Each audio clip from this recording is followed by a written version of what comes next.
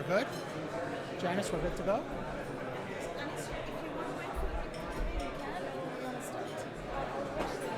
Well, if you go out there and say we're starting, I'll give you, go tell them we're starting to come in and then I'll start.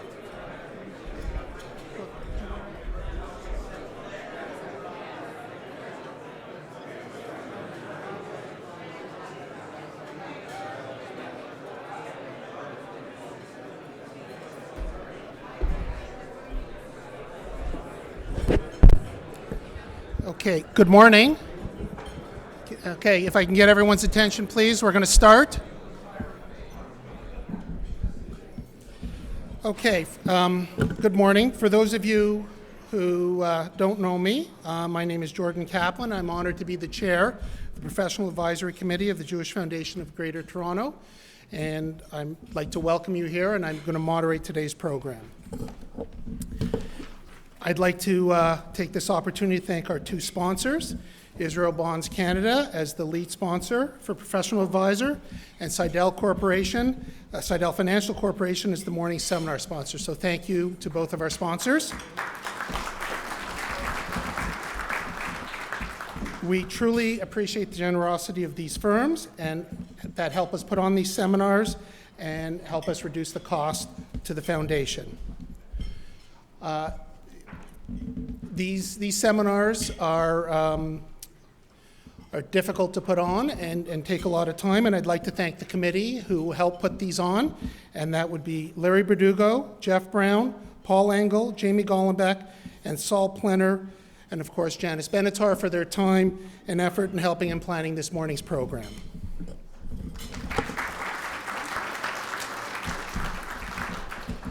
So rather than giving you a detailed presentation on the Jewish Foundation, I'm going to refer you to your handouts on your table where you have a section on the Jewish Foundation, including a section with the benefits and strategies on discussing philanthropy with your clients, as well as some specific giving vehicles. Specifically, I'll draw your attention to this brochure, which describes donor-advised funds and can answer a lot of specific questions you have about donor-advised funds. The staff at the Jewish Foundations are more than happy to help you structure your gifts for your clients. I would like to let you know that current assets under management as of September 30th, 2016 are over $304 million, with hundreds of millions of dollars in planned gifts in addition to the current assets. That is gifts of life insurance and bequests. The Jewish Foundation's investment returns for the first 3 months of this fiscal year, July 1st to September 30th, are 3.9%, so we are looking positive for the coming year. I'd also like to remind you to take a look at the Jewish Foundation's website, which was recently launched. Aside from a variety of information you'll find on the site, there's a tab called Professional Advisors. Under this section, you can access resources to use when meeting your clients, including different types of gifts. Finally, I want to point out that members of our Professional Advisory Committee are identified by ribbons on their name tags, committee members, and we have one at every table. So please feel free to approach any one of them if you have any questions about charitable giving for your clients or about the Jewish Foundation. I will now ask you to please turn your attention to the screens for a brief video. The Jewish Foundation is our community's investment in our future. It's the way we pool money now, have it professionally invested, and the returns and the capital is available for uses down the road. It's the future of Jewish Toronto, the future of Israel, and really the future of Jews around the world. When you examine what the Jewish Foundation does, it's very efficient because people know where those dollars should go and how they can best achieve the charitable objectives that we need to achieve. The advantage of the foundation for me is that one email makes it very easy. I can just select the charities that I am contributing to and the amount, and the office does all the work. One of the things that Foundation often talks about is low fees. The fund is truly competitive. Whatever fees are being paid are really just furthering the work of Foundation as well. It's really making sure that the dollars that are available are being used in the most effective way and the most efficient way, and Foundation looks after that. Philanthropy is very much an important value in our family. There are a host of Jewish organizations, facilities, groups and programs. That came from somewhere. Our parents and our grandparents created that and invested in our community. And now it's our turn to think forward, to use the resources that we have today, regardless of what size. The Jewish Foundation is the way to do that.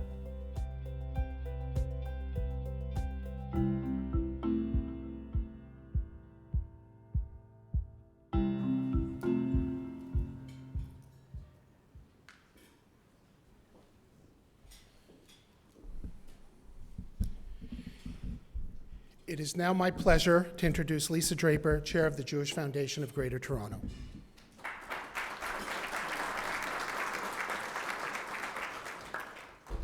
I have to say that's my first time seeing this new video. I think it's great with many of my favorite people who were in it. Good morning, everyone. Again, my name is Lisa Draper, and at least for the next few weeks, I am the chair of the Jewish Foundation, soon to be replaced by David Matlow, who you just saw on the screen. It's hard to believe that 2 years is coming to an end, and it went very quickly, so I guess I was having fun. Welcome to what will prove to be a very interesting seminar about real estate today. It is great that these seminars, which are planned by our professional advisory committee, are always sold out events, and certainly today is no exception. Our professional advisory committee, as well as many other professional advisors in the room today, have worked very hard on behalf of both clients and the Jewish Foundation to promote philanthropy. Thank you all for playing this important role. Everybody benefits when philanthropy is included in these important conversations. And again, we can't thank our sponsors enough. So again, I'd like to thank Seidel Financial Corporation for sponsoring today's seminar, as well as Israel Bonds Canada for taking on the lead sponsorship for 2016 for the Jewish Foundation. We are most grateful for your ongoing and generous support. I'd now like to call upon someone who is not a stranger to me at all, the CEO of Israel Bonds Canada, Raquel Ben-Zakar-Savadi, to bring greetings. Thank you.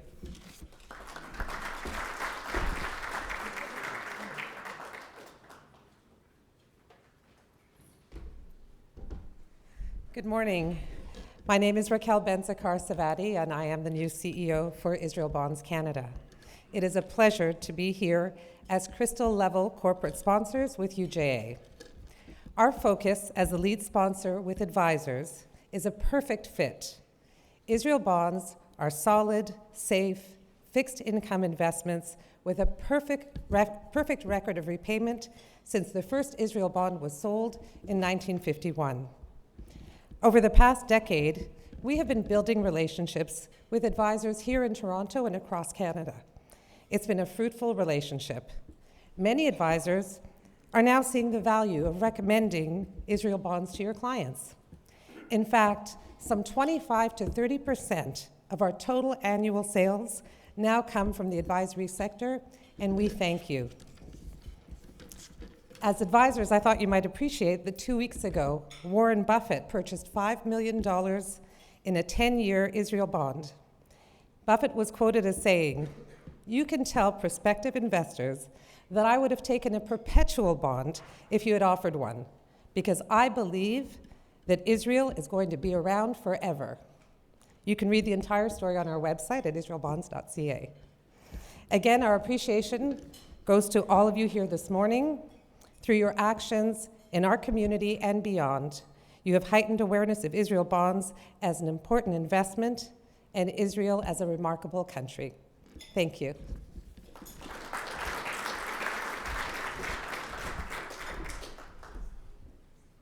Okay.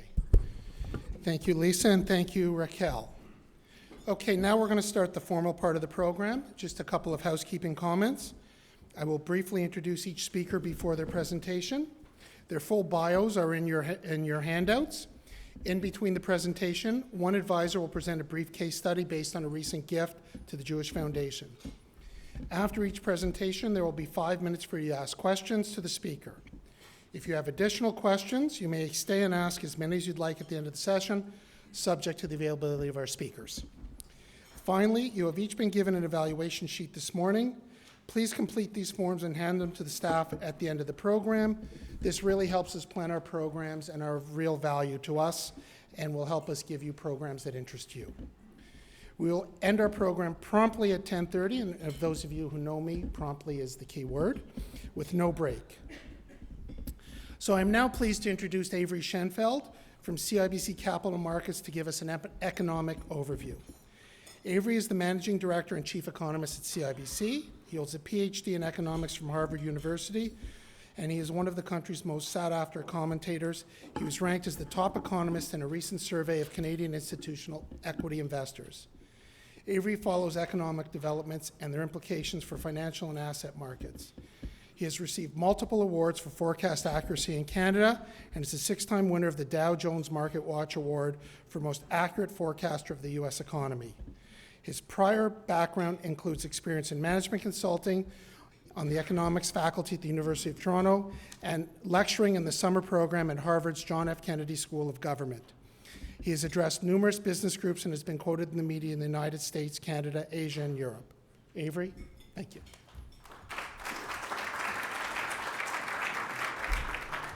Thanks very much, Jordan, and thanks to the organizers for asking me here. Although I'm told that in polite company in Toronto, there are two topics you're not supposed to talk about. Housing prices, because everybody thinks theirs is going up, and politics. And I'm going to have to touch on both, so bear with me as I do that. But we're entering a period in which, for investors actually, nothing looks particularly cheap. Okay, maybe State of Israel bonds, they're a good buy. But most other assets we look at, yields are pretty low. So one of the things we see in the real estate market is that the price of office buildings, of apartment buildings in Toronto, of commercial real estate, all of these things now have been elevated to the point where the expected yield is very low. If you look at 10-year Government of Canada bond yields, those have moved up since I drew this chart. But still, 2% is not a lot on a 10-year bond, neither is 1.5%. But it's much the same thing if you look at yields on commercial real estate, for example. If you look at earnings yield on the Toronto equity market, again, quite low. So we're simply put, we're in an era of very low interest rates, and that era of very low interest rates is driving up the prices of just about every other asset you can look at.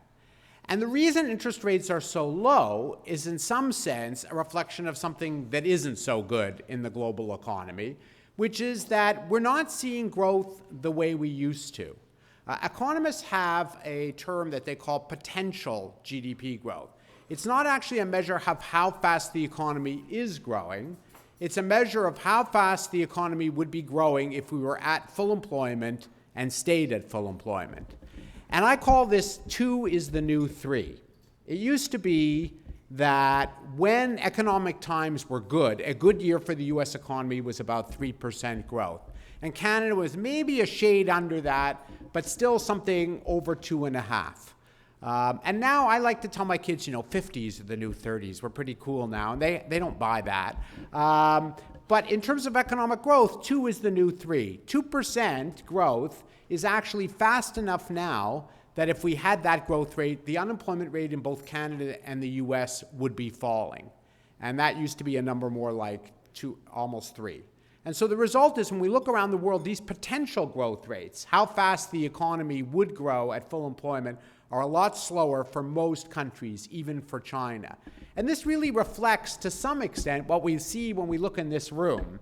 There's a lot of people with gray hair, not so many people who look on the younger side, and that actually reflects the demographics of many Western industrialized countries where we just don't have as many new young people entering the workforce to drive economic growth. Our working age populations are not growing the way they used to. The result is that when we look around the world these days, to me, the world looks like a pretty cool place. And that's not cool in the good sense of the word. That's cool in the sense that economic growth rates are cooler than we used to see them. If you look, for example, at the top line on this table, world GDP growth, this year we're estimating growth was about 2.8%. That sounds okay, but if you compare it to pre-recession, the world was running at an average growth rate of almost 5%. And sure, that was because at that time China was growing at over 11% and India was running along at around 9%. But if you look back, the US was pretty close to 3%, Canada was around 2.5%. And this year, both the US and Canada are coming in below 2%. In fact, Canada, for the second year in a row, barely more than 1%. The good news is that we do see growth perking up a little bit rather than slowing down further, and both Canada and the US doing better than they have been doing, at least in 2017. But still nothing like we were pre-recession. There are still some issues in the world, by the way, that we're worried about. Even though we do expect growth to pick up. One of them was the Brexit vote, the vote by the people in the UK to exit from the Eurozone. Initially, some of the surveys that track economic activity in the UK right after that vote, they took a plunge, both manufacturing and retailing. But then, a month later, Nigel and his friends discover they still have a job, they go shopping, and these numbers have bounced back. So the UK economy so far is doing okay, but obviously there are things at risk. If the UK cannot negotiate a trade agreement with the rest of Europe, and when they exit from the Eurozone face high tariffs on their exports, that's going to be a problem for the UK economy. But it would also be a problem for the European economy because they have a trade surplus with the UK. So both have an interest in sitting down and negotiating. And we hope cooler heads then prevail and they reach a trade deal to replace the UK's membership in the European Union. But you never know. Politicians are involved in this sort of thing. There's some touchy issues involving immigration. And if you want to be worried, this is the guy who's in charge of foreign policy for the UK. That's Boris Johnson there, sort of sporting a little bit of the Donald Trump hairdo with a slightly different comb-over. China is another spot in the global economy that here in Canada we actually have to care about because China is the world's largest consumer of base metals, things like copper, nickel, aluminum, and Canada is an exporter of those products to the rest of the world. And China today isn't the China that it used to be either. The Chinese economy was not only growing a lot faster if you go back 5 or 6 years ago, but much more of its growth was coming from capital spending, which meant that it had a huge, voracious appetite for raw materials to go into everything that they were building across that vast country. To some extent, maybe they were over-investing. China's capital spending as a share of GDP was a real outlier. And you may have heard about the empty city they built, but they were also building a cement plant on every corner, a steel mill in every town. The government has taken steps to try to slow that. The problem is that consumer spending, which was supposed to pick up to replace all that capital spending, has really not picked up pace. And so the result is that we just are seeing a slower China and less of a growth contribution for raw material prices that we saw in the prior decade. Oil prices are much more of a global story than a China story. Again, a commodity extremely important to Canada. Oil is Canada's #1 export. And if you've invested in real estate in Calgary, you know that where oil goes, so too does the value of commercial real estate in the Calgary market and the Alberta market. And the problem for oil right now is that although we've had a recovery from about $30 a barrel to sort of the $45 to $50 range, there are two big headwinds now to getting oil a lot higher than we have it now. One is there's a lot of oil in inventories. The excess oil in inventory now represents 1 year's world supply growth. So we could produce the same amount of oil next year and meet the growth in demand just by bringing inventories back to normal levels. And then come 2018, when those inventories may be depleted, the problem is that the US has cut in front of Canada in line. We had a whole bunch of oil sands projects that were supposedly going to take place over the next 5 or 6 years, but they need prices more like $80, maybe even $90 a barrel in some cases to make sense. The US has oceans of oil in the shale oil fields of places like North Dakota and Texas. Production has dropped in the last year or two, but can be brought back profitably at a price of $55 to $60 a barrel. And now we have Donald Trump also freeing that sector from a lot of the regulatory and environmental burden that Obama was going to impose on it, or Clinton might have continued. And again, that means that in terms of where oil is likely to come back first, it's in the US, not Canada. And that could mean that prices stay below $60 a barrel for several years. So to the extent that the Canadian economy has been soft because of soft resource prices and tepid oil prices, unfortunately that overhang is going to be with us in the Canadian economy for the next few years. Fortunately, we are not all about oil. I travel around the world and remind investors that Canada is not Australia, that only half of our exports have traditionally been in that commodity basket. And Ontario, for example, last I looked, we don't produce a drop of oil. So for the Ontario economy, for the Quebec economy, actually what's more important is the health of the US economy and what that means for our non-resource exports.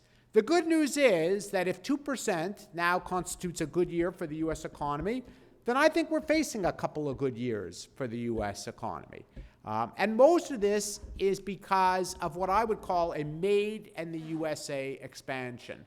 They're going to get the growth on their own home front. Americans are getting jobs. There are 2 million Americans working today that weren't working a year ago. And when you're creating about 2 million jobs a year, that's additional spending power that shows up in growth in retail sales, that shows up in growth in housing starts. And there's a lot of upside, particularly in the US housing sector. It really didn't have a recession back in 2007 to 2009. It had what you might as well call a depression, because home building fell to 1/3 of its normal level.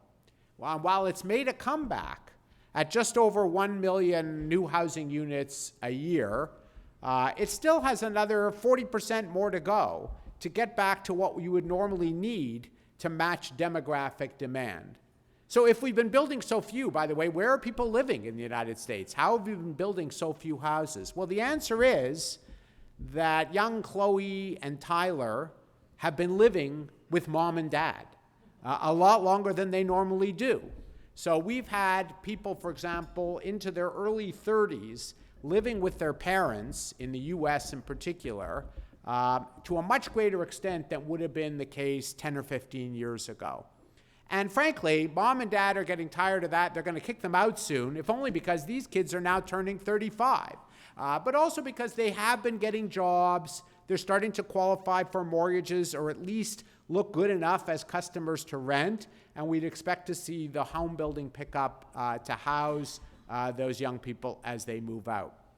The one weak spot in the US economy has been business investment spending. We have not seen a lot of new factories built, new office towers go up generally in the US economy, new machines installed in the last couple of years. But the last 2 quarters, as you can see in this chart, we've seen that start to turn around. And if I'm right that oil prices eventually get back up to sort of 55 to 60, and that's fast enough to restart a lot of those projects in the US shale oil fields, then we'll see energy sector capital spending join into that in the US, and that's been one of the sources of weakness. So all of this, to me, adds up to a US economy that can grow and stand on its own 2 feet, and maybe no longer needs such low interest rates as we've had in the US up till now. And people are watching Janet Yellen, she's the chairwoman of the Federal Reserve, very closely to see by her speeches whether she's going to raise rates a lot or a little, but we do know that rate hikes are coming. So the debate actually is, among economists like me, is Janet Yellen a hawk, a term we use for people who are going to raise interest rates a lot, or is she a dove? Is she going to only raise interest rates really slowly? And some speeches she sounds like one bird, and the other speeches she sounds like that other type of bird. And I think the confusion is she's not a bird at all. Wrong animal kingdom altogether. She's a snail. And there's Janet Yellen as a snail. And by the way, when we decided to include this little image in our presentation, I was trying to sort of glue on a head of a snail onto the image, Janet Yellen's head onto an image of a snail. And then one of my colleagues just Googled Janet Yellen snail, And there was that picture. Somebody had already done it. So just when you think you've got an original idea, you find out that, there's an economy in, I don't know, Latvia or somewhere that has beaten you to the story. But the reason she's a snail is I do think we're going to see an interest rate hike in December. But then after that, at least for 2017, rates may move at a snail's pace in the U.S. We might get one rate hike every 6 months or so by 0.25%. And the reason is that by at least one key measure, the U.S. isn't quite at full employment yet. So they don't want to slow employment growth too much with too many rate hikes. That measure is not the unemployment rate, which in the U.S. at 4.9% looks really low. It's the percentage of Americans who are between 25 and 54 who are working. Currently, that sits at just over 78%. But typically, to have wages move up quickly, as the left chart shows, you need to see that number more like 79 to 80%. So actually, there's some hidden unemployed, people who are not yet looking for work, aren't counted in that unemployment rate. But the Federal Reserve hopes that with further economic growth, they will be brought back to the job market again and into gainful employment. So the Federal Reserve wants to be very gently, at least initially, in terms of that pace of rate hikes in the U.S. Still, these interest rate hikes are coming, and they are coming more than the bond market currently is guessing. So you have seen in the last couple of weeks Canadian 10-year rates, even 5-year rates. You may have heard that 5-year mortgages moved up a bit. The reason why that's happening is because U.S. longer-term interest rates have been moving up as the markets have come to anticipate that, yes, the Federal Reserve is actually this time, they mean it, they are going to go ahead with rate hikes.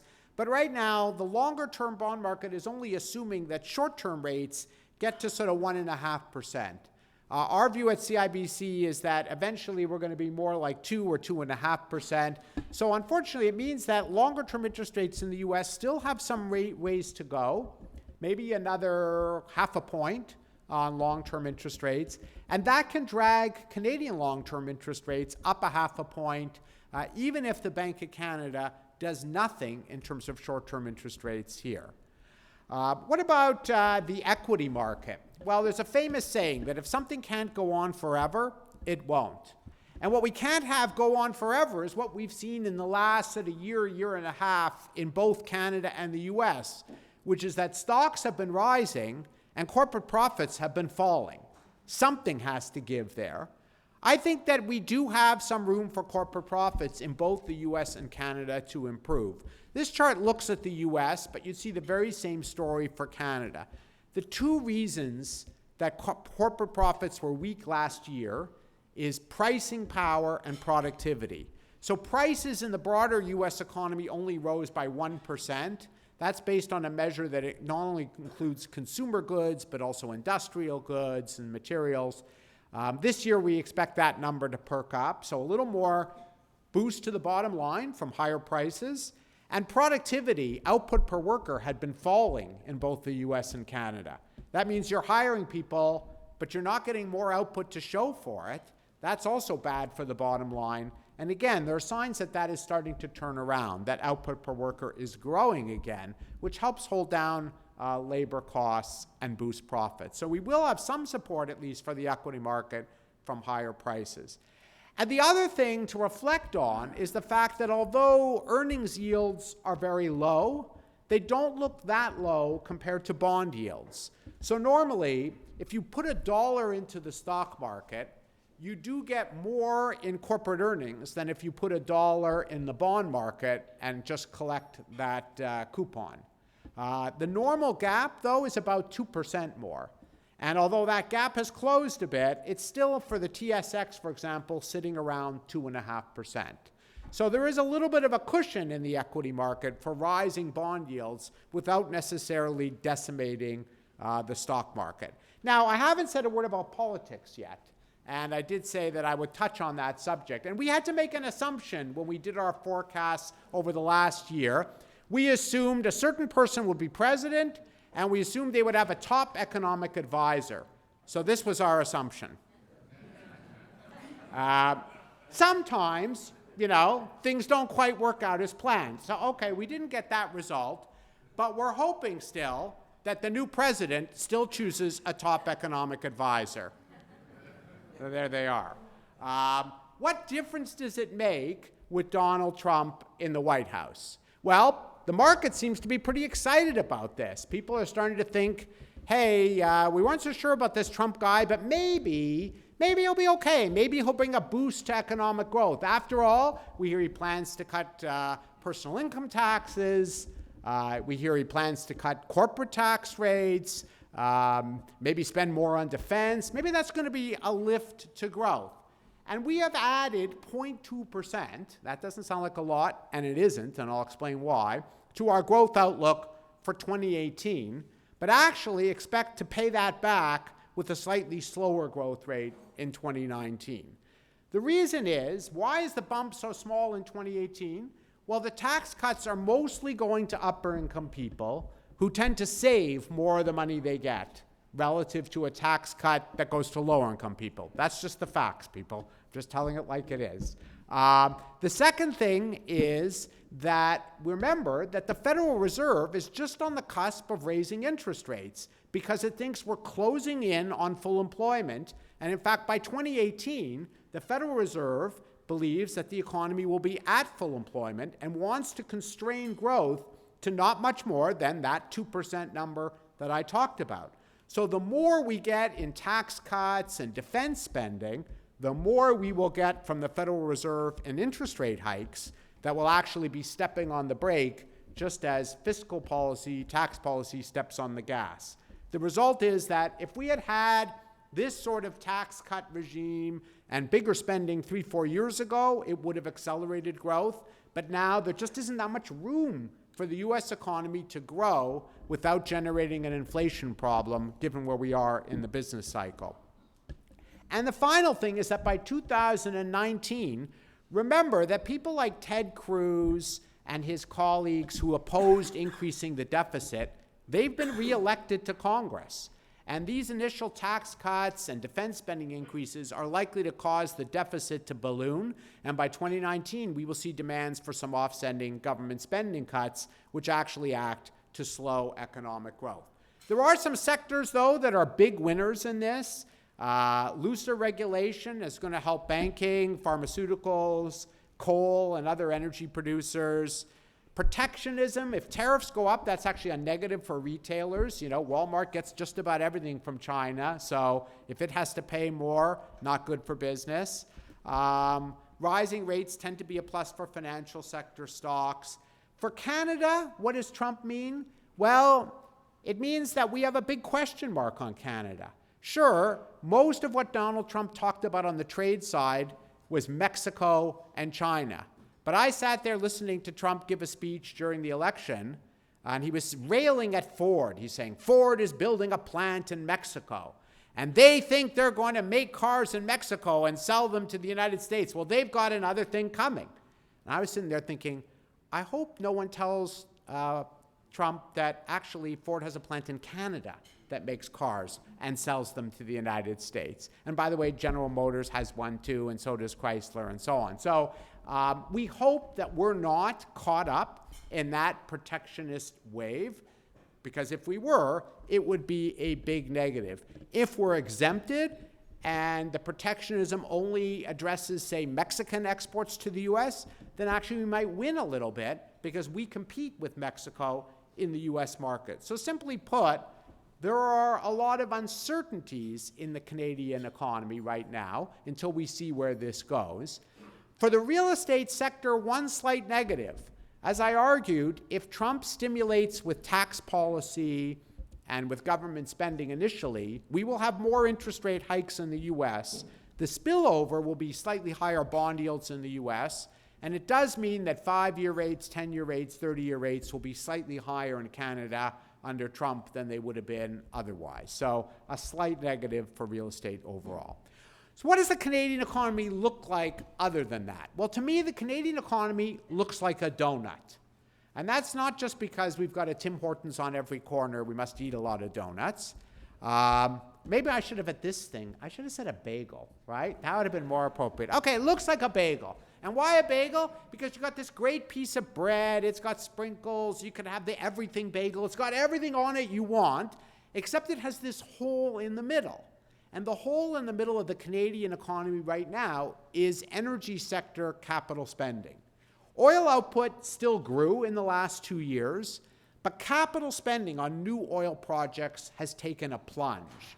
And that plunge took a 1% bite out of economic growth in each of the last 2 years. So the Canadian economy has been growing barely more than 1%.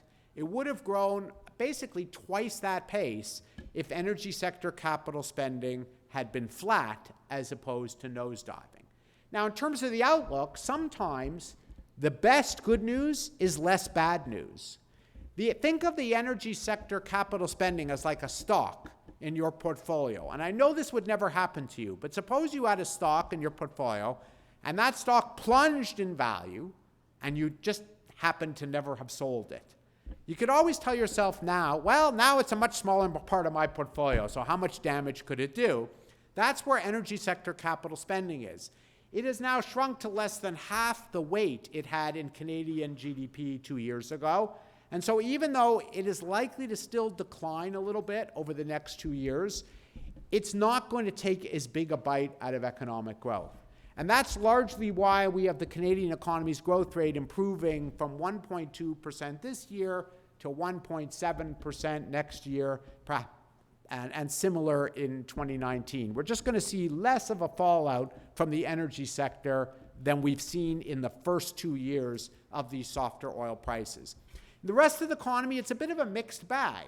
Government spending is supposed to be picking up on infrastructure projects. That's going to add a few decimal places to growth. On the other side of this, the government is also taking aim at housing to some extent, and we're going to lose a little bit of a contribution to growth from housing. More on that later. I'm just going to skip a couple charts along the way in the interest of time, but they're in your booklet. What about Ontario, where we live? Actually, Ontario looks much better because we don't have an oil industry. In fact, we're an oil importing province. So if we were on our own, we'd be a country that imported all its oil, and cheap oil has been a plus for Ontario consumers. The result is that the Ontario economy, if you look at that row for Ontario, has grown at about 2.5% in each of the last 2 years. That's a pretty healthy growth rate. And we only have it slowing a little bit in 2017 and 2018. So the non-oil provinces are the part of the bagel that's still there. The 3 oil-producing provinces, Alberta, Saskatchewan, and Newfoundland, they've been in recession in the last 2 years and likely to continue to be subpar provinces as they deal with that oil shock. What we don't have in Canada is what we have in the US. We don't have a lot of households that are experiencing better job growth, getting higher paid jobs, and therefore have more money to spend out in retailing and home building than they had earlier. In fact, if you look at the growth in wages in the Canadian economy, it really has been slowing quite sharply in the last couple of years. Not only has the unemployment rate moved up, but we've seen a shift towards part-time work from full-time work. And of course, nationally at least, we've lost a lot of high-paid jobs in the energy sector, replacing some of those with jobs where, you know, the training is you have to learn how to say, do you want fries with that? That's what sort of happened in the Canadian economy.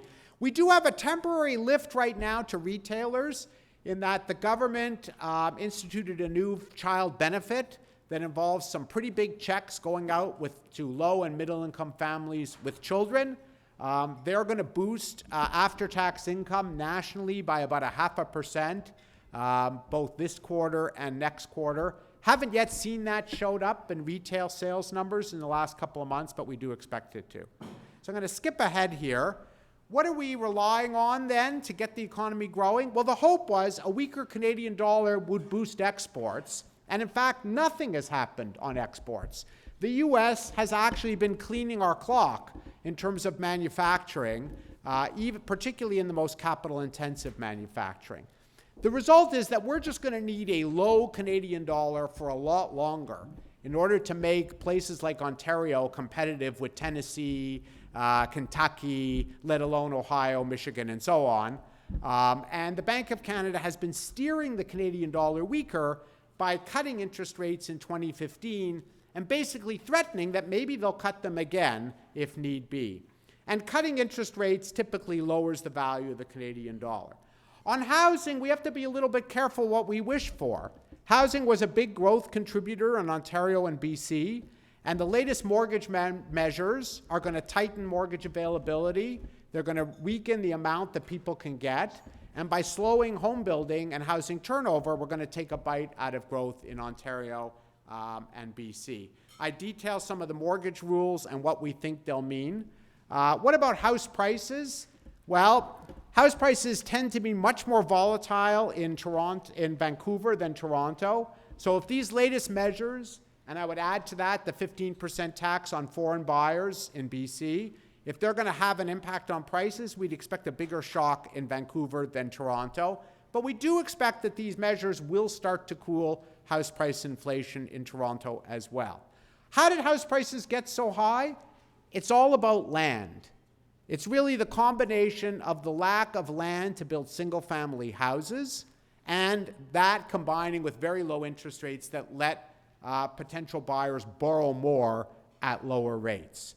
And it's not just the cost of land, it's also that governments have increased some of their costs on developers as well. The result has been that in Toronto, and in fact in the whole Greater Toronto area, we've seen a shift towards building more condos, more multifamily units, and just fewer, as a percentage, single-family houses. And so the rare bird, the single-family house that's new, that's an addition to supply, is the thing that has escalated most in price. The result is that we've seen a huge gap open up, a widening gap between the price of a typical single-family house and the price of a condo. That's much more evident in Toronto or the 905 than it is if you look outside the GTA in Ontario. We really don't see that gap widening as much. So it is really all about land, which is why, even with these tighter regulations, you're not going to see a huge plunge in home prices back to where they were 10 years ago. The land just isn't there. As for the condo market, are we building too many? When I talk to foreign investors, they come to Toronto, they see all these towers, and they think, you can't possibly need all those units. Well, actually, it looks like we do. Prices are sort of holding in there. Units sold continue to climb. We actually expect to see, given the demographics, more renters come on the market, and we're building about half of the condos downtown are being bought by investors to rent to someone else. And all the numbers suggest that we need all of them and then some. The Toronto market is getting very tight in terms of rental supply. And in fact, the latest business is to actually build apartments, something that we didn't do in Toronto for a long time. We only built condos, let someone else rent them. Now we're starting to see actually some purpose-built buildings designed to be rental units, because given what's happened to single-family house prices and the lack of land that's close enough to downtown to make sense, we are going to start to see an emerging purpose-built apartment market. So overall, what does this mean to you in the room? Well, global growth ain't what it used to be, but it's a little bit better in the next 2 years than it has been, and I would include Canada and the US in that little bit better outlook. We do think that 10-year and 30-year interest rates will rise, but given the need to keep the Canadian dollar cheap in order to promote exports, the Bank of Canada is not going to be raising floating rates anytime in the next year and a half. So at short-term interest rates, which are also very important for the real estate sector, likely to stay extremely low for the foreseeable future. House price inflation reflected partly land availability, which is not improving, but also easy access to big mortgages, which is getting a little bit tighter. So I do expect to see a little bit of pressure on house prices in the next couple of years, but more in Vancouver than Toronto. We do think that rental accommodation, there's still plenty of need for additional rental accommodation to be built in the Greater Toronto area. That business is still alive and well. And I am not worried about a big blow up in defaults and so on. The labor market, at least in the Toronto area, still looks quite solid. The people carrying all those mortgages have the jobs to pay for them. Thanks very much.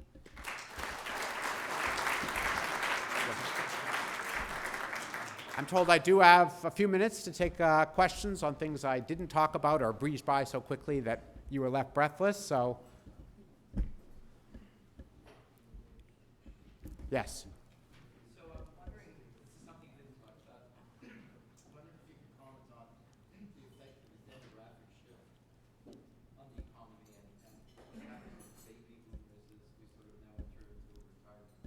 So what happens to the economy as baby boomers sort of reach retirement age?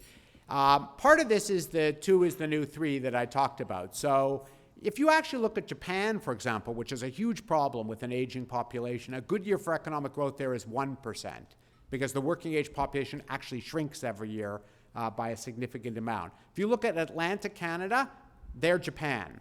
All the Atlantic Canada provinces have a shrinking size of the working age population, and their economic growth, therefore, is much, much slower than Ontario's on a trend basis. Even Quebec, actually, has virtually no growth, or actually last year a slight decline in the working age population.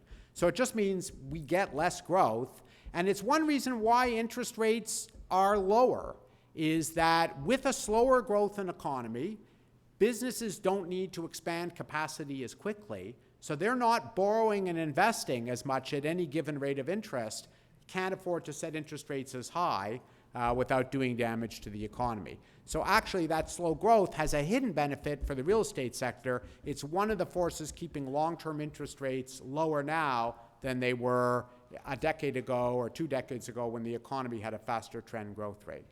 But we need immigration is the other side of this. We can't turn off the tap on immigration if we want to have enough people working to support us when we become more dependent on the healthcare system and so on.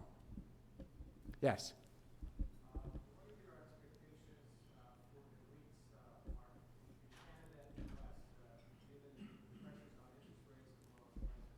So we've had a big plunge in REITs in the last couple of weeks. It's been a sort of a bad couple of weeks, let's call it that, for the REIT sector, because REITs are the classic example of an equity class where mostly the demand to buy REITs was seen as a substitute for buying bonds. And when bonds yielded, when a 10-year Government of Canada bond yielded as little as 1%, that didn't look very attractive. That helped bid up the equity prices of REITs, of dividend-paying stocks. And if you look what's happened in the last 2 weeks, yes, the stock market in general has moved up, but the stocks that are most seen as substitutes for bonds have gone down. So not just REITs, but some utilities, other high dividend-paying stocks have generally come down. I think a lot of that is behind us, actually. We probably still have another 0.5% climb in 10-year rates over the next sort of couple of years, but that hopefully will go more slowly than what we've seen in the last 2 weeks. So the biggest shock wave has sort of hit the market. And in some cases, some of the REITs are now looking reasonable in terms of value relative to bond yields because they've moved down so far. So it's still not the best of worlds for the REIT space because we're not going back to 1% 10-year yields on Government of Canada bonds, but some of the shakeout, or maybe even the bulk of that shakeout, is now behind us. I would, however, then differentiate within the space. When interest rates are no longer the sole motivation for buying REITs, what you're going to see is much more pickiness about, which REITs. So it's now going to be REITs that have growth prospects. People are going to be looking at the numerator, the earnings stream ahead that you're discounting by those new higher rates. And obviously, there's a huge difference, for example, between the value and longer-term prospects for commercial real estate in Toronto versus what's happened to commercial real estate in Calgary, which is looking like a little bit of a disaster area right now. If you want to know what the Calgary office market looks like, it looks like the Toronto office market did in 1990. And those of us with memories of that will remember that there were office buildings that were up and newly built in 1990 that were still vacant or half vacant, 5, 6, 7, 8 years later. So there's certainly some parts of the Canadian real estate market that are looking more troubled than others. Yes, I'll take one more question. Okay, one more. One more at the back here.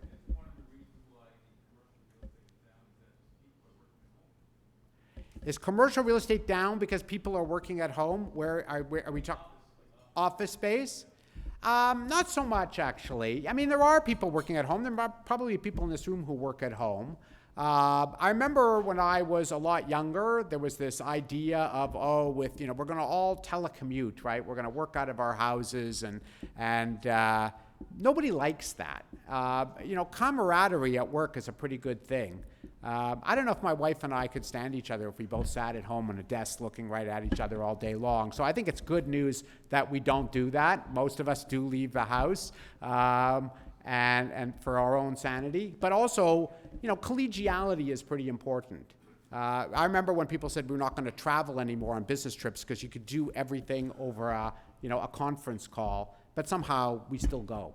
So there's still plenty of demand for commercial real estate in some markets in Canada, but not in Calgary, where they've laid off so many people. Well, thanks very much. I unfortunately cannot stay, but I wish you much success in the rest of your program. Thank you. Thank you very much. So, Avery, thank you. I think I speak on behalf of everyone where we say we found that very informative. It is now my pleasure to introduce Mark Halpern from wealthinsurance.com for a brief case study. Mark, please come up.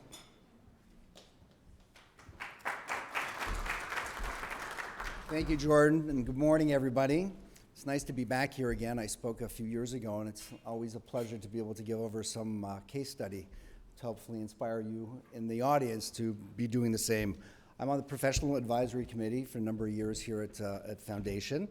And I'm in the life insurance business for the last 25 years, working with business owners on traditional needs and tax needs as well. As part of my diagnostics with all clients, we always talk about charitable plan giving.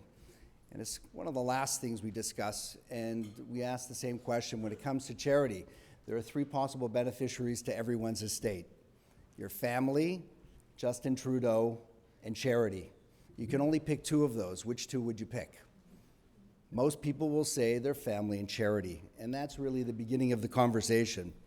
One of my clients, Ed, who was 72, was divorced for 30 years and had a RIF of over $2 million. When I told Ed that upon his death, over $1 million was going to be going to the government, he went crazy. And I would venture to guess that probably more than a third to a half of all Canadians don't realize that on a second to die, half of their money is going to the government. Ed is very inspired by Israel, soldiers, education, and I said, Ed, we have to do something about that. So we set up a meeting with Janice Benatar. First I met with his accountant, who was also very much into charity, and we met with Janice as well. And Ed was already giving away stock each year, but was not aware of the fact that he could donate stock and not pay any dividend or capital gains on that stock, and we set up a donor-advised fund. So he put in stock and he put in cash as well. And then he also went ahead and he put a designation of his RIF beneficiary, a sizable amount, to this donor-advised fund. And suddenly, Ed went from being a taxpayer to being a very significant philanthropist. Ed is, and that's just the beginning. Ed is going to be recognized through the foundation at their Book of Life event in April, which recognizes people who establish legacy plans for their families in perpetuity that will benefit the community. That's just the beginning. Ed actually called me on Friday. We had a conversation. He was with his money manager, and he said, Mark, I want to set up this fund, but I want to take out all of the amount of money that we're earning on income each year, and I want to set up something that I want to do, but the rest I want to have my adult children distribute to charities that are important to them based on things that are important to me. So he wanted to get his kids involved. And then we talked about his grandchildren, and we said, listen, why don't we set it up that each grandchild gets $1,000 every year to distribute to charities that are important to them, but only on the condition that they get involved in research or getting involved practically in that charity as well. And Ed is now so excited to be giving away his money, which was going to be only going towards Revenue Canada. In these situations, we don't make anything from this type of work, but we create an awful amount of money for good causes. And I'd say that tzedakah, the word tzedakah is erroneously translated as charity. Tzedakah means righteousness. And there are 2 ways to conduct yourself in this area of righteousness. Either write a check yourself or get other people to write checks through your inspiration. Everyone in this room is really the gatekeeper to all of their clients. You have very strong relationships. And unless we're having that conversation with our clients, unfortunately, they're not going to know about it. And really, there's only two options that we all have. Either learn about it more yourself and start engaging in this conversation with your clients, or partner with somebody. Partnering with Janice Banatar and the team, Ranit, over at the Jewish Foundation is a great way to do it. But really look through your list of clients, particularly the ones who are maybe divorced or widowed or singles, because they're only one event away from a very large tax obligation. And if we can direct that money to good causes, it's really in our merit and also in the merit of their families as well. Thanks very much.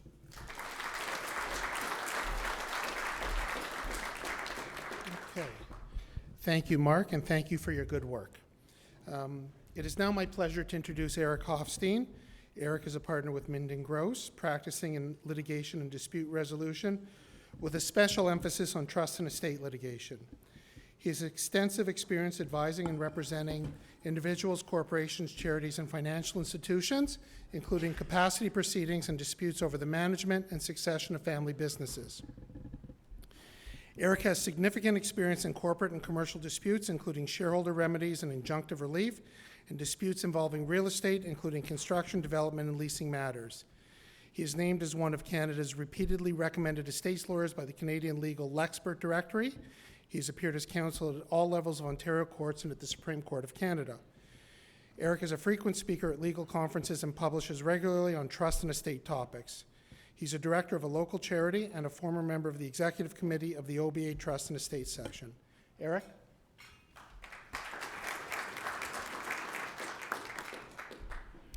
Thank you, Jordan, and good morning, everyone. Thank you for having me here this morning. I am going to be speaking about dispute resolution and issues involving family businesses and shared property. And I have seen over the last, say, 10 years or so, a real shift in the nature of disputes coming up before the courts, and certainly in my practice, from what used to be typical will challenge cases, disputes over whether a person had testamentary capacity, whether they were subject to undue influence, and those disputes certainly exist, but much more so nowadays what I'm seeing are disputes involving family businesses and the succession of those family businesses. And it's in large measure the result of the founders of these owner-managed businesses passing along their businesses and dealing with their businesses and their estate plans. And there are any number of ways that these plans can go wrong and that their intentions can be thwarted, but with careful planning, what we've seen is that a lot of these disputes can be avoided. And so that's specifically what I'm going to talk about. Many of the owner-managed companies that we see today are companies that hold real estate assets, either income-producing properties, or in some cases, they're active real estate development companies. That certainly makes up, in my case, more than half the estate disputes on my desk. And so that's why I think this topic is particularly relevant for a discussion about the current issues in real estate. Many of these real estate holding and development companies are being passed along to the next generation, and there are a minefield of issues that come up around that. What I'll do after speaking about the issues relating specifically to the family business is talk about delving down into the real estate itself, and particularly shared property, vacation properties in particular, and how we can deal with those properties which we want to keep within the family, but which also come with a number of disputes that crop up. So the first thing I'm going to talk about are, of course, the family businesses and how to pass, what kind of problems come up when we pass those along and do estate planning relating to those businesses. I'm going to talk about minority versus controlling interests, what the fiduciary obligations are of what ends up being trustees/directors, and the manner in which the companies, the underlying real estate companies, are run. A typical scenario in which we see this come up is when a company is placed into a trust, either during the lifetime of the owner-manager or upon their death through their will, when the shares of the company might be put into a spousal trust. How do these shares get into a trust in the first place during a person's lifetime? Typically, we see that during an estate freeze, where the shares of the company the growth in the company is given to the next generation. Controlling interests might be retained by the original founder of the company. So an estate freeze is one typical scenario. That's in an inter vivos situation. The benefits of that are fairly clear to anyone who does this kind of planning. Obviously, the founder of the company can continue to be involved. They can continue to direct the company's operations. The children will benefit with the future growth of the business. There's oftentimes an ability to provide an income stream for a surviving spouse after the company's founder dies. And in a second marriage situation, often this gives the freedom to the founder to benefit the second spouse without benefiting that spouse's children of a prior marriage. So there's a fair bit of flexibility that's built into that scenario, into an estate freeze scenario. Where does it come up in the context of testamentary trusts? Well, typically it's in a spousal trust, where the shares of the company are left in a trust where the spouse derives the income. There are obviously issues related to the tax liability. Who pays for the tax, the capital gains tax on the shares? What sorts of income needs crop up, and what sorts of problems do we see with blended families, second spouse, children of each one's prior marriage coming up? So those are some of the issues I'm going to touch on, and I'm going to delve into a little bit more detail as we go along this morning. The first question that comes up is what to do with a minority interest. And this happens from time to time, especially with real estate holding companies, where those companies, I often see companies that hold, let's say, a 25% interest in a real estate development, or a 25% interest in some sort of either another company or a property holding. And there's a significant problem, because as the owner, let's say I founded a company that has these real estate holdings. As the owner, I may be comfortable with a 25% interest in a development project or in an income-producing property, and I know the people who have the other 75% interest, and I have a relationship with them, and I've developed some level of trust with them. But once I am gone, once the shares are being held in a trust and the trustees are responsible for those shares, they have different obligations on a fiduciary level, and they have different considerations for those shares. First of all, the trustees, if they are just a 25% holder of those shares or of that interest, they have no power to control the direction of that company. They have a limited ability to supervise the business. They're just shareholders. They have no ability to appoint themselves as directors.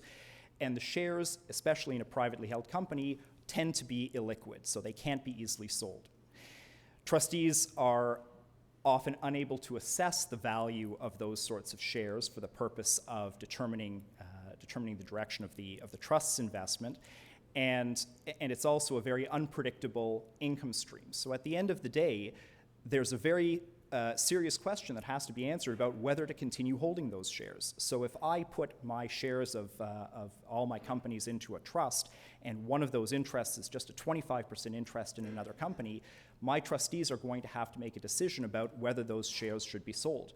That's often something that I may not have wanted. I may have wanted those shares to be held. I may have wanted the development company to finish its project and reap the rewards of the increased value in those shares. But if that development project is years away and my trustees have no ability to control that company, they are arguably in breach of their fiduciary obligations by not disposing of those shares. Shares, after all, are just an investment. Whether you have a personal connection to them or not, you may be putting your trustees in a very awkward position of having to dispose of those shares because they don't meet the test of fiduciary investing. See, some of the questions that come up when you have a majority interest in a company are these ones that are listed on the slide. So for example, to what extent should the trustees involve themselves in the business? And I'm going to go through some of these topics as we go along. To what extent can the involvement of the trustees be delegated to others? what scope of supervision is required by trustees if they don't appoint themselves to the board, and what sorts of exposures do they bear as directors and officers if they do appoint themselves to the board. Just to give you an example, directors and officers can be personally liable for wages, tax remittances, satisfaction of environmental claims. You might want to consider director and officer insurance for your trustees if they're going to be appointing themselves to the board. These concerns may be different for active companies versus passive holding companies. The first question that I mentioned that comes up, and this is one of the most fundamental questions, is if you are a trustee of a trust that holds the shares of a corporation, and now let's talk about controlling interests or majority interests. We've talked about the minority interests and whether those should be disposed of, but what if you hold a majority interest or a controlling interest in a company, and that is the situation, that's the case in most situations. Do the trustees have an obligation to appoint themselves to the board? Do they have if they don't appoint themselves to the board, do they have an obligation to appoint someone who will act on their behalf, appoint a nominee to the board? What sorts of obligations do they have to supervise the functions of the company? And what about the decision-making process that these trustees will undergo? If they do appoint themselves to the board, do they have to vote in the same way that they would as trustees when they are acting as directors of the company? Do they have to take into consideration the needs of the beneficiaries of the trust when they're acting as directors of the corporation? And if they don't, if they act in a way that's in the best interests of the company, let's say, but not in the best interests of the beneficiaries, are they in breach of their fiduciary duties? As you can see, and some of you may have heard lawyers, especially estate planning lawyers, say this, that taking on the role of being an executor in an estate is just insanity. Nobody would want to take on that responsibility unless they're a family member or unless they're being paid to do it. Because it's a minefield of problems that can come up, and you can see just from these questions alone how easy it is to get into trouble with this sort of a situation. Some Canadian authorities have said that and I'll tell you just off the top that many of these questions have not been answered in Canadian law. Some of these questions have been answered in the UK, some of them have been answered in the United States, but in Canada we have a real gap in our law as it relates to trust-controlled corporations and what the duties and obligations are of trustees as compared to directors of the trusts they control. So with respect to representation on a board of directors, some authors have suggested that, in fact, you are in breach of your fiduciary obligations if a trustee doesn't appoint themselves to the board of directors of the underlying company. Some have said that you don't have to appoint yourself as a director, but if you have a majority or controlling interest, you have to at least appoint a nominee to the board, someone who is going to give you information, someone who's going to report back to you, someone who can take your interests and represent your interests as a trustee on the board. And many a beneficiary would, I'm sure, complain if the trustees of the trust took a passive role and allowed the underlying company to go off and do its own thing without taking an active role in either supervising or managing that company.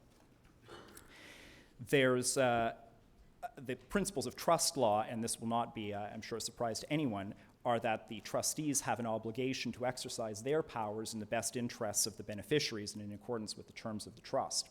That's what we call the fundamental fiduciary obligation.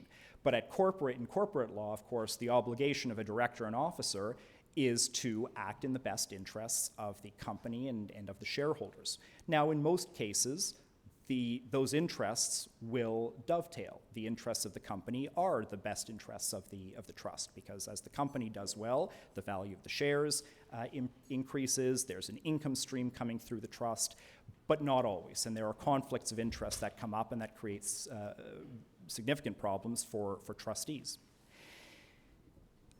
One of the questions that we often see is, can the trust instrument limit the discretion of the corporate directors? Can it direct if the trust instrument says that the trustees must appoint themselves to the board of the underlying company, can the trust instrument also say, and the corporate directors have to vote in the best interest of the beneficiaries, or that they have to guarantee a certain level of income?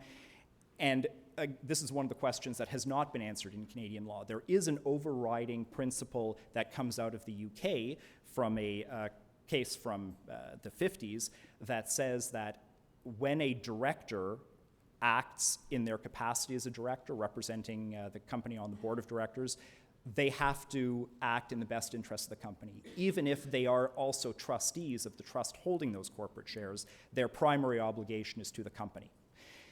Having said that, though, that same case goes on to say, but if you are a trustee who is acting as a director of the company, you can't ignore the interests of the trust beneficiaries. This is not law in Canada. It's a case from the UK. But the direction that it gives the Canadian courts, which often look to the law in the UK, is that you have to take into consideration, as you sit as a director of the company, you have to take into consideration the interests of the trust beneficiaries, but wherever there's a conflict, you would have to act in the best interests of the company and not in the best interests of the trust beneficiaries. Whether that would be adopted in Canada, I couldn't tell you, but it certainly gives a useful starting point for any consideration of these issues. What sorts of powers do we see for the trust, for the company, and which would affect the interests of the trust? Well, obviously there's the power to control the income to the estate. The directors of the company are the ones that decide to declare dividends. They decide whether to invest the company's money in growth, in improvements to the underlying assets, and we see this particularly with real estate holding companies. There, in fact, was a case not too long ago here in Ontario in which the father, the patriarch of the family, had a real estate holding company and had a number of income-producing properties within that company. And when he passed away, he put the shares of the company in trust and left his children as the trustees of that trust, and many of them were, or some of them were appointed as directors of the company. And the remainder interest of his trust, of his estate, of the capital beneficiaries, were his grandchildren. So what his children decided to do was they decided to mortgage all of these properties to the hilt, and they took, obviously, a big load of income out of the company because of all the cash that flew in. But of course, the grandchildren would have inherited an amount of debts. All they would have inherited were a bunch of properties that were mortgaged to the hilt. And obviously, there was dispute over that. The Ontario Children's Lawyer got involved because many of the grandchildren were minors, and there was a dispute over whether you could do that. And it turned out that some of their conduct was allowed, some of their conduct was justified on the basis that they were actually using the money to make improvements to those underlying properties. But there was a big problem about who the trustees could be and who the directors could be and whether there was a conflict of interest, which there was. So that's one example of how these sorts of decisions can lead to problems between the beneficiaries of the trust and the directors of the corporation. And these are problems that can be addressed to some measure through the trust instrument, whether it's a will or whether it's planning for the inter vivos trust. What are some of the powers that trustees have for the corporation? Well, the trustees of the trust that holds the corporate assets have the ability to vote, obviously. They have the ability to replace directors. They can appoint themselves as directors. They can buy and sell shares. So if things are not going their way, they have the ability to dump the shares. They can exercise these rights as shareholders, but they cannot be forced to exercise these powers by the beneficiaries. So the beneficiaries of these trusts cannot force the trustees to exercise their shareholder rights.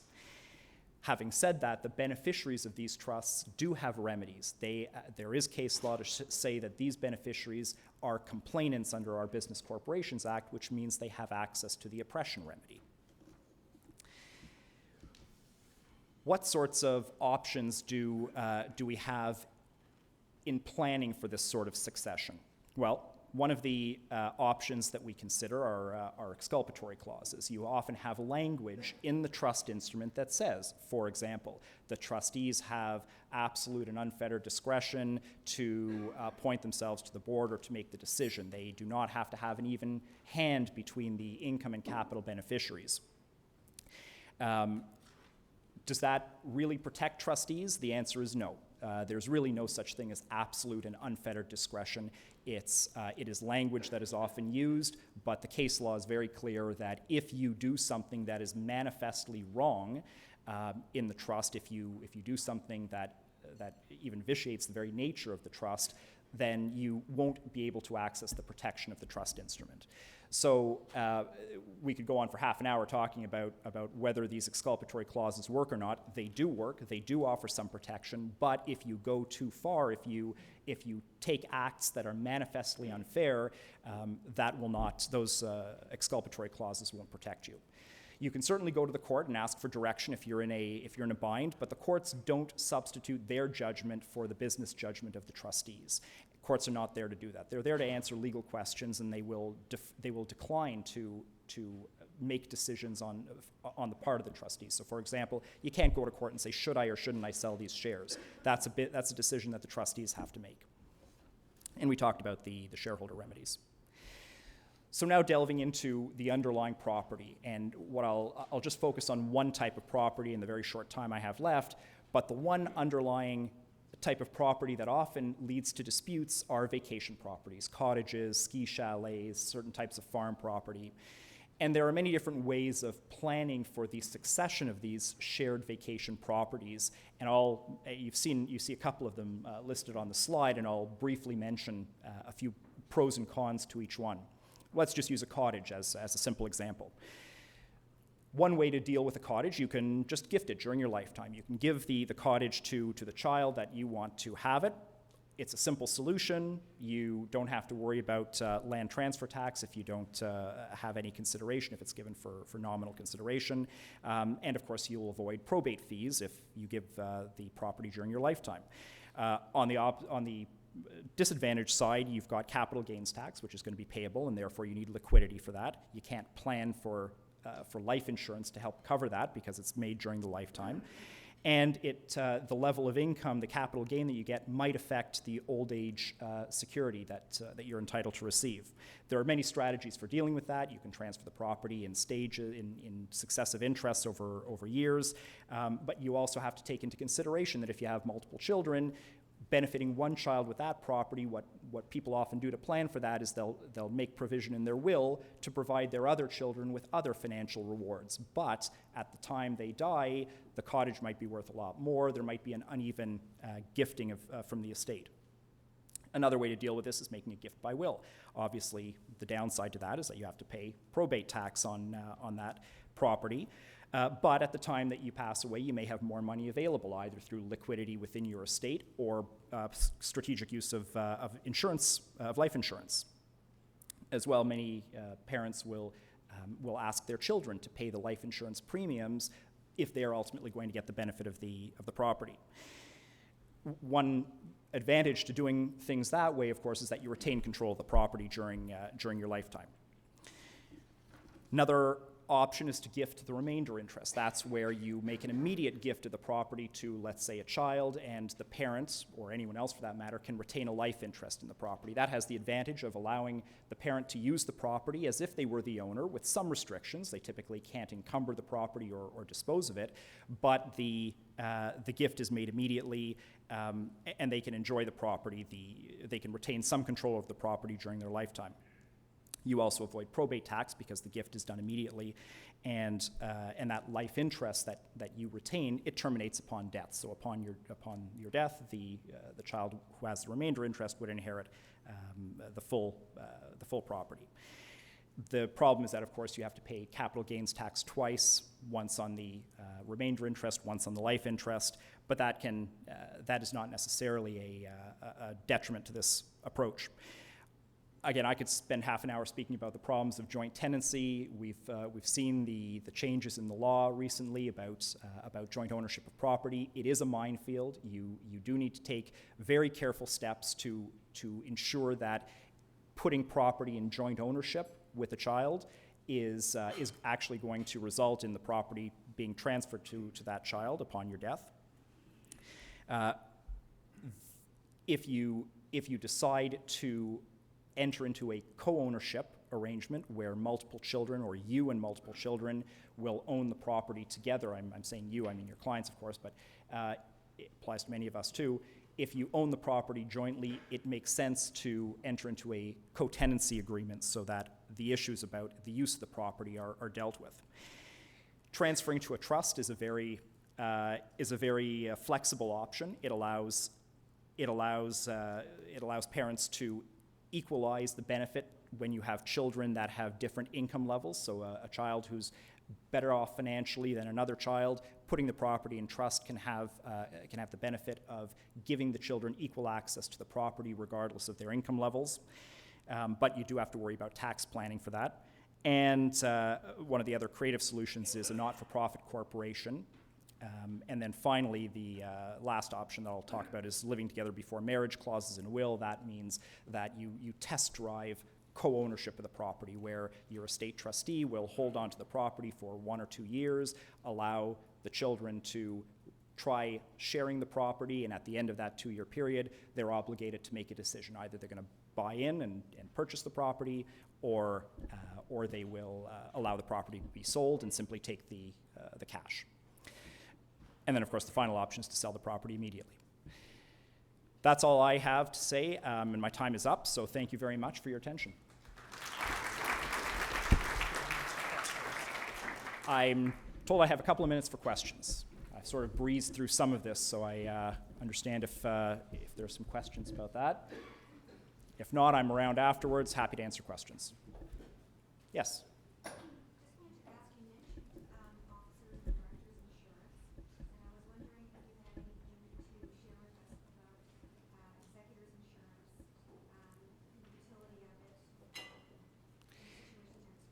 I have seen a number of questions about executor insurance. I have to say, not many people opt to purchase that. There's no problem with it. I think the real difficulty is in going carefully through what the executor's insurance covers.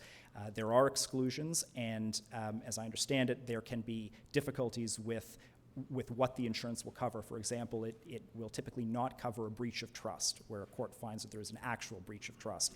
And that's typically how these disputes come up, is a claim of breach of trust. As well, you often have a problem in that our court system encourages settlement. And many of these estate disputes settle before ever getting to trial. And if that happens, you may not have access to that insurance coverage. Any other questions? Thank you. Oh, I have one. Sorry. Beth's got a question. I'm just wondering, have you seen an increase in executors' compensation funds, like in that family scenario where family members might not take compensation? Are you seeing that come up more? Yeah, it certainly is something that is that we see more of, and there are many professional trustees that will be asked to sit as a trustee with family members for the very reason that family members aren't always well versed in how to run a company.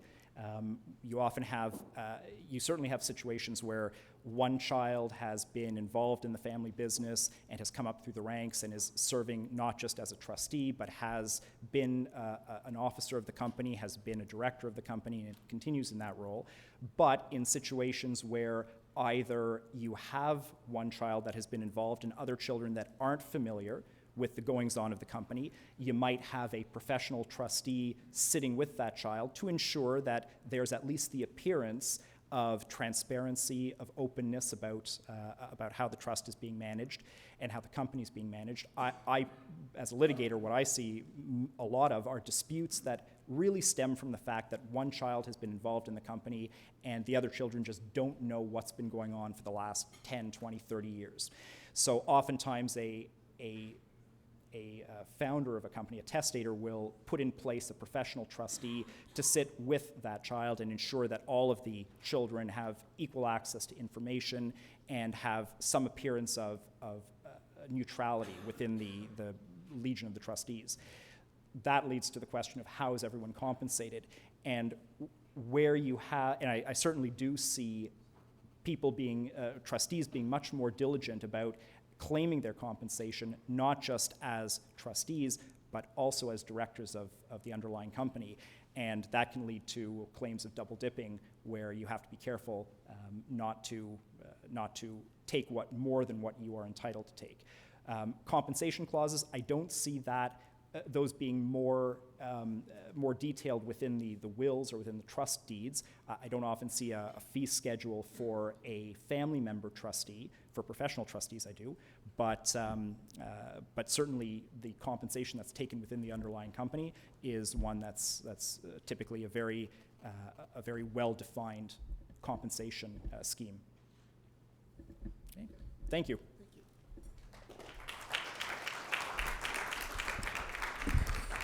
Okay, thank you, Eric. So just a little quick, did you know that your clients can establish a donor-advised fund at the Jewish Foundation starting for as little as $10,000? Your clients can then recommend grants out of their funds to any registered charity of their choice. It is an excellent alternative to a private foundation operating much the same way, but considerably less expensive with no administrative or investment burden. So please consider this when meeting with your clients. It is now my pleasure to introduce Beth Webel. Beth is a tax partner in the Private Company Services Group of PwC. She focuses on tax planning for Canadian private companies and their shareholders, specializes in planning for entrepreneurs in all stages of their businesses and personal lives. Beth is recognized as a leader in the areas of cross-border estate and trust taxation for business owners with U.S. family members. She is a frequent presenter on trust and estate taxation and is the author of several PwC trust and estate planning articles, including the U.S. Estate Tax Bulletin series. Beth currently sits on the board of the Hamilton Community Foundation. She's a founding member of Women for Change, a fund focused on improving the lives of local girls and women and providing opportunities for women to increase their philanthropic knowledge and opportunities. Beth?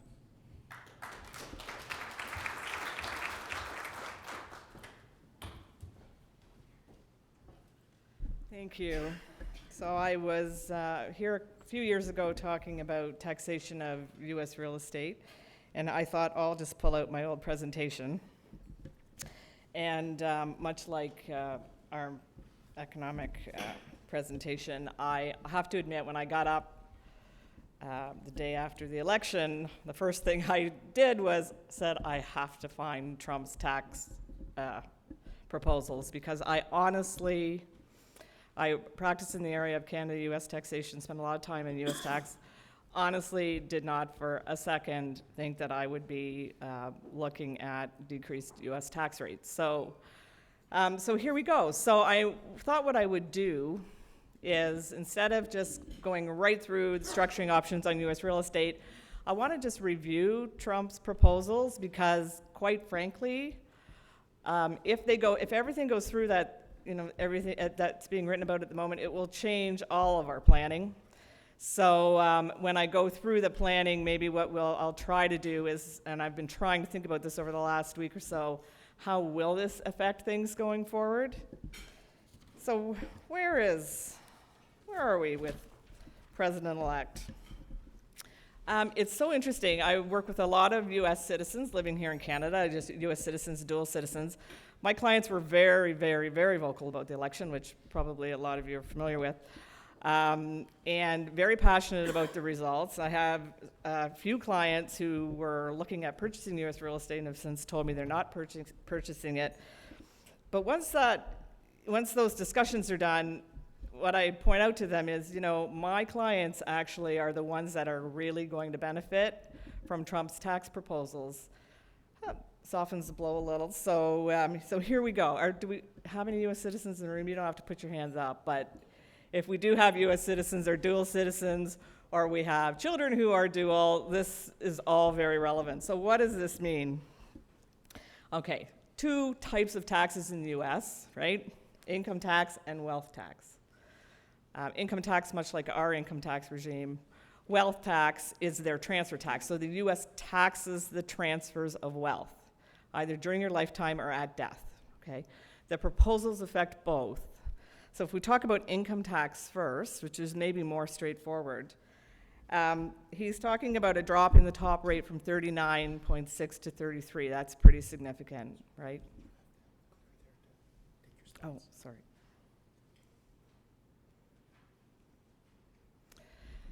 He's also going to reduce the brackets from 6 to 3. The other important thing for U.S. citizens living here in Canada, it's important for everybody, but for U.S. citizens living in Canada, is he said he's going to get rid of the net investment income tax, which is a 3.8% tax that was brought in a couple of years ago. And what that meant for U.S. people that were living here, in a lot of cases, if you were filing, of course, you have to file in both jurisdictions. And prior, because Ontario tax rates are so high, you never actually had a U.S. tax bill. When the NIT came in, you can't foreign tax credit the NIT away, and it's a tax on investment income. So all of a sudden, many Americans found themselves paying U.S. tax for the first time. His proposals look at eliminating that NIT, so good news for Americans living here in Canada if that goes through. He hasn't proposed any changes to the long-term capital gains rate or the qualified dividend rate. Both of those are currently at 20%, and he's proposed that those will stay at 20%. The next big adjustment is the corporate tax rate, and this is probably getting more press. So the U.S. has high corporate tax rates. The top rate right now for corporations is 35%. He's talking about dropping it to 15%. That's 20% rate, which has a lot of implications for Canadian corporate tax rates. He's talking about a 10% deemed repatriation tax. There hasn't really been any details on how this is going to happen, but this is this tax where he's talking about he's going to have companies who have accumulated profits offshore bring their profits back into the United States, hit them with a one-time 10% flat tax. Whether or not that'll happen or not and how that's going to happen, I have no idea. He's also talking about a 15% flat tax for income for pass-through entities. So what's a pass-through entity in the U.S. is an entity that's not taxed as a corporation. Could be a partnership, could be an LLC, any kind of hybrid entity that allows the individual member or the shareholder to be taxed on the profits. And I think that is just to integrate the corporate rate of 15% with the pass-through rate of 15%. So the U.S. corporate tax regime is designed to be a double tax system, okay?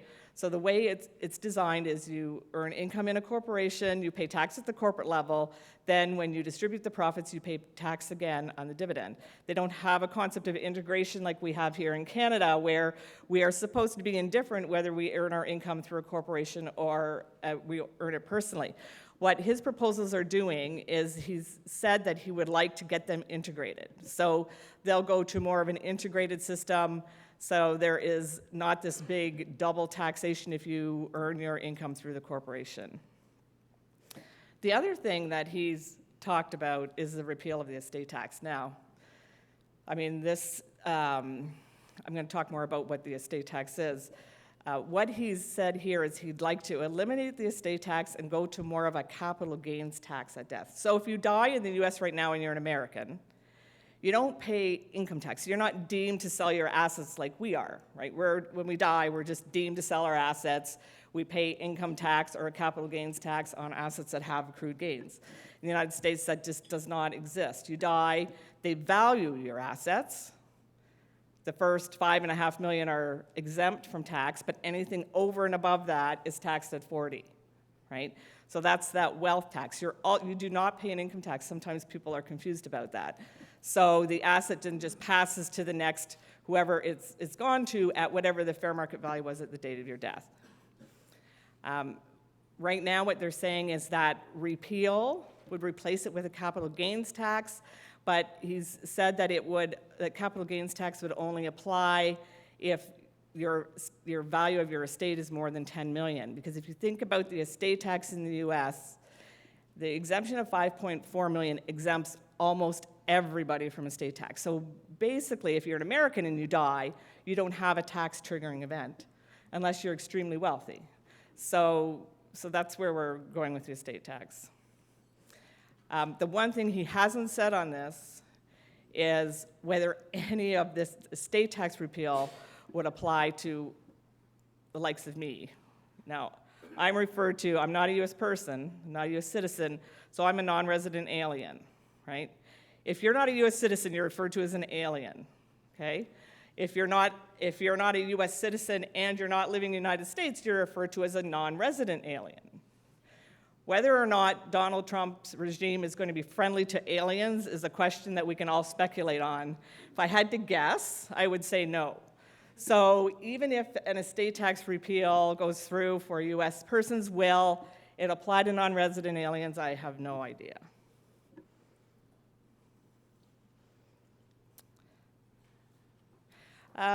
Trump tax, with respect to the corporate stuff, and keep this in mind as I'm talking, corporate ownership of real estate, they just don't do it in the US. And the reason is because of the double tax regime. If you sell real estate, a piece of US real estate, and you have a gain, in the United States, if you own it personally or through some kind of pass-through entity, you pay 20% capital gains tax plus state. Okay, if you own it in a corporation, you don't get that 20%. You're taxed at the high corporate rate of 35, and then of course you're taxed again when you pull the profits out. So people do not own U.S. real estate through corporations like we do up here in Canada. If his proposals goes through, then perhaps corporate ownership will be an option again in the U.S., which would probably be very good news for Canadians. Okay, so we'll keep that in mind. So when people call and say, I'm going to purchase U.S. real estate, the first thing I say is, well, is it personal use or is it commercial? I'm going to talk about personal first, okay? So what do we have to consider when a Canadian purchases U.S. real estate? We have to consider the income tax consequences. Much like Canada, Canada taxes Canadian real estate where it doesn't matter who owns it, right? U.S. is the same. If you're a Canadian and you own U.S. real estate, you are going to be subject to U.S. tax. Question is, are you going to pay U.S. income tax and estate tax? So if you own U.S. real estate, yes, you're going to be subject to the U.S. income tax regime. Typically not so bad. Foreign tax credits work well. We have a treaty with the United States. You end up paying whatever the highest rate is, typically Canada. The next question is, will U.S. estate tax be payable on the assets? I'll get into that. So then, once you've answered those two questions, you start looking at structuring options. Do I hold it personally?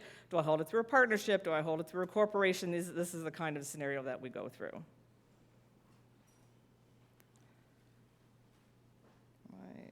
Going the wrong way here. Okay, let's talk about U.S. estate tax, which, just remember, may be repealed, but let's assume that it's not repealed. The one thing I'll talk about a U.S. estate tax repeal is that is massive tax reform. Because if they repeal the estate tax, presumably they're going to have to address the U.S. gift tax, U.S. generation skipping tax. They've got whole sections of the code just related to this. All of the rules around discounts, all of that kind of stuff that affects all of their traditional estate planning would have to be rewritten. So this is massive, much bigger than just tinkering with the rates. Okay, so I don't know where we're going to go with this. I'm going to assume for now it's going to be around for a little while. Okay, as Canadians, if we have U.S. real estate, we will be subject to U.S. estate tax when we die on the value of that U.S. real estate. Okay? U.S. estate tax for Canadians applies to U.S. real estate. It also applies to another thing we don't think about is the U.S. stock portfolio. If I have a U.S. stock portfolio, that is also subject to U.S. estate tax. I'm just going to focus on real estate. The U.S. estate tax only applies to the value of the real estate. It doesn't bring everything else in. There's some confusion over that, but it does apply to the U.S. estate to the U.S. real estate. It will apply if the value of the real estate is over $60,000. Most properties are over $60,000. The tax rate, the U.S. estate tax goes from 18% to 40%, hits 40% at values over $1 million, okay? Again, it's 40% on value, not gain. I buy a property today, I die tomorrow, I buy it for $1 million, my estate tax on $1 million, even though it hasn't increased in value. Canadians are entitled to some kind of an exemption. So we have a special section in the treaty that was put in there because we have an income tax treaty, not an inheritance tax treaty with the U.S., but there's a special section that says, as a Canadian, I get some of that $5.4 million exemption. I get a percentage of it. It's a ratio of the value of my U.S. assets over my worldwide estate. So if my U.S. asset is 10% of my overall value, then I get 10% of the $5.4 million. I get a $540,000 exemption. If I have a $1 million property, then $460,000 of that is subject to tax when I die. Okay? Good news for me as a Canadian if he does repeal that estate tax. I'm going to go to income tax. Yes, if I own U.S. real estate, I'm going to be subject to U.S. income tax when I sell it.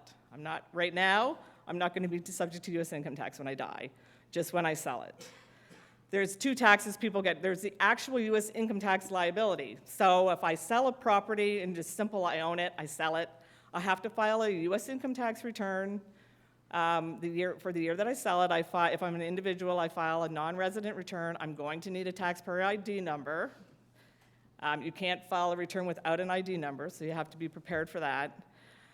The other thing that's probably going to happen is I'm going to be subject to U.S. withholding tax, and it's called FIRPTA. It's 15% of the gross proceeds. So as a non-resident, if I try and sell a property, they're going to want to withhold. That withholding tax is just an installment against my final liability. I'll get it back if I don't have a gain. And there are ways to get an exemption from that withholding, but there are filings that have to be done. And again, you're going to have your taxpayer ID number for that. Usually your U.S. real estate lawyer will help you with that. So let's talk about typical structures. Joint tenancy is a very, very typical structure, particularly if we're talking about Florida. Most of my clients are in Florida. My colleagues in the West are California. That's a bit of a different animal, but I'll talk about Florida. Very common for spouses to own is called tenants by the entirety in state of Florida. Florida does not have any state income tax either, so personal ownership is always a very nice option for Florida property because you just pay U.S. federal tax and no state income tax. The one thing you have to remember, though, is for U.S. purposes, the first to die is deemed to own the property, 100% of the property. So just when you're figuring out whether you're going to have a U.S. estate tax bill and we're running the calculations on a joint property, we typically assume that when we're running it, the full property is going to be subject to U.S. tax on the first death. There is no rollover on the first death unless both spouses are U.S. citizens. The other problem with joint ownership, of course, it's nice and easy. So for smaller properties, this is probably the way to go. It's easy, title transfers quickly. Administration is much easier on the first death. The problem is it doesn't allow us to do any will planning because the asset's going to pass outside of the will. So if I've got it joint with my husband, I die first, title automatically passes to my husband. My husband dies, he's got the whole property. I haven't been able to protect him from estate tax, okay?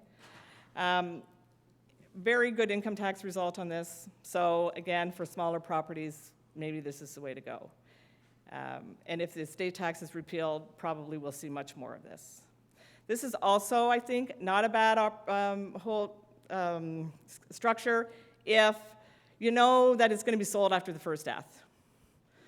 So you're not worried about double estate tax. Like, I'm going to have estate tax when I die, and my husband's going to have estate tax. If you say, well, we know that, like, if I die, my husband's going to sell this place, then sometimes joint ownership works well. Sole ownership maybe works a little bit better. The advantage of sole ownership is, and this is again is an estate tax issue, is under my will, I can protect my husband. So if I own this outright, then I can put in my will that on my death, I want this to pass to a trust for my husband. And the terms of the trust are created under my will, and the trust is specifically designed so the IRS can't look through the trust and attach ownership to him. So I might be in a situation where the formula works fairly well for me under the treaty. I don't have a lot of estate tax on my death. It goes to my husband in a trust. He dies. It's not subject to U.S. estate tax because the trust is there. Okay. Sort of thinking about the repeal, that trust has got to have pretty specific clausing in there. It's not your standard spousal trust that we were talking about early. It has specific clauses restricting my husband's right to access capital. So, and that's of course because he can't have too much power.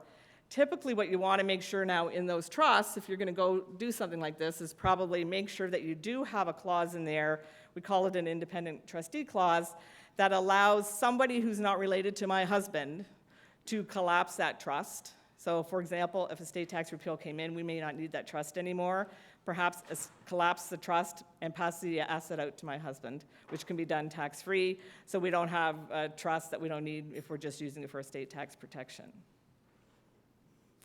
Sometimes tenancy in common is better than joint with rights of survivorship. And the reason being, just if you think about what I just said on the sole ownership, if it's tenants in common, then my husband and I each have a 50% interest. So if I die first, then only 50% of that property is included in my estate. I can put that trust in my will to protect my husband on mine. He can do the same. So again, we've sort of reduced the exposure so that we're only ever going to be subject to tax on that property once, rather than it going, me being taxed on it and my husband being taxed on it again. Same comments with respect to the trust, though. We really now would want flexibility to be able to unwind that trust if we see a change in the law. Corporate ownership. So corporate ownership bad, right? That's what we've all been saying probably since 2005. For a couple of reasons. CRA pulled its admin position on shareholder benefits. So we never like personal use property in a corporation because you have a shareholder benefit issue. The bigger issue, though, because you can manage that with rent. I'm not overly fussed about that. The bigger issue is the tax rate. So the tax rate on the unwind is really high because the way that the U.S. taxes corporate interests in real estate. So, I've said here it's 42%. It's actually probably higher than that. And if you pull the proceeds all the way out, it's closer to 60. Okay? However, this is something that could change very quickly. If that corporate rate goes down to 15% in the United States, then corporate ownership may be back in play. The rates, and so we spend a ton of time modeling tax rates, and this always is a very, very, very bad result. But if that rate goes where he says it's going to go, I think maybe we can start looking at this, which would make things a little bit easier. Again, particularly if you think about situations where you've got a private company, all of your profits are trapped in your company, it's very expensive to get the money out of the corporation, maybe we can go back to corporate ownership again. More common, what I see is trust ownership now. So a trust is established, so I see a property that I like, I'm the one with the money, I create a trust for my husband and my kids, right? That trust has very, very specific clausing in it, again, so that my husband is protected from estate tax. I put the money in the trust buys the property, okay? It's good from an income tax perspective. You get low rates on income tax. It's easy if it's personal use property. You've got some costs to set up the trust, but then the trust just sits there, it holds the property, there's really no filings. There are some administrative issues with respect to the trust that we have to respect. Again, if we're going to do this, and I think most of the trusts that probably I've been involved with setting up over the past 5 years, we've seen quite a few of these, there is a mechanism in there to unwind the trust. Was always there on speculation that if there ever was an estate tax repeal, although we never ever believed that would ever happen, but now maybe it will happen, but again, we want some kind of mechanism there to allow that property to come back potentially to the spouse. The downside of this, there's a couple downsides to this. If I'm the one with the money, my only job is to fund this trust. I can have no other connections. I can't be a trustee. I can't be a beneficiary. It really is a gift from me to my family members that I cannot undo. Okay, so we have to be happy with that. I typically see the trust structure only really is palatable for families that I'm going to just call it a more traditional family, maybe where mom is the parent is the mother of the children. If you're in blended families, then I find sometimes this breaks down because there are issues just with respect to I have several different families participating in this trust. It gets a little bit messy. The other issue with this is the 21-year rule. It is a trust. Every 21 years it's deemed to sell its assets. So it really only has a 21-year life. I mean, we're probably in a situation where we're going to have to distribute the property to the next generation before the 21st anniversary. We're going to have an income tax event in Canada. Some people say, can I get around that by making this a U.S. trust? I see that. You can make it a U.S. trust, but under Canadian rules, it will also be a deemed Canadian trust. Canada doesn't like Canadians setting up trusts offshore. So they've got rules, our non-resident trust rules, that say, well, it's going to be a Canadian trust. So you can set it up in the U.S., and there may be reasons that you want it set up under a certain jurisdiction, but Canada, the 21-year rule is still going to apply, and you're going to have to respect all of the Canadian rules around the trust. With respect to these trust options, I see this for larger properties. So I'm going to say $2 million and above, maybe. For properties less than that, I typically find we can manage the estate tax bill through some kind of maybe personal ownership or tenants in common. And people will sort of say, geez, it's just not worth it. Or life insurance to cover the tax bill is just cheaper. So I would only see these generally for larger properties.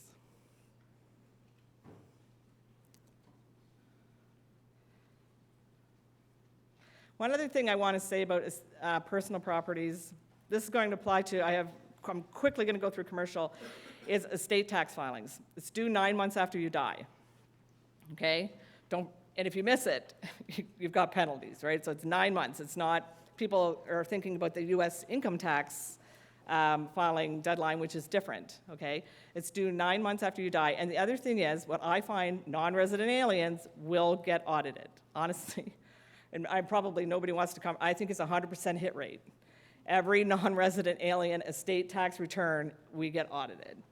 And you do have to have a valuation. And so you've got to be prepared. You've got to send a copy of the appraisal or the valuation with the estate tax return. And if it's in a partnership and you're taking minority discounts, that includes you need to have commentary on how you arrived at the minority discount. Okay, so just keep that in mind. So it takes time. So if somebody says, oh, geez, he's been dead, he died 8 months ago, we need an estate tax return.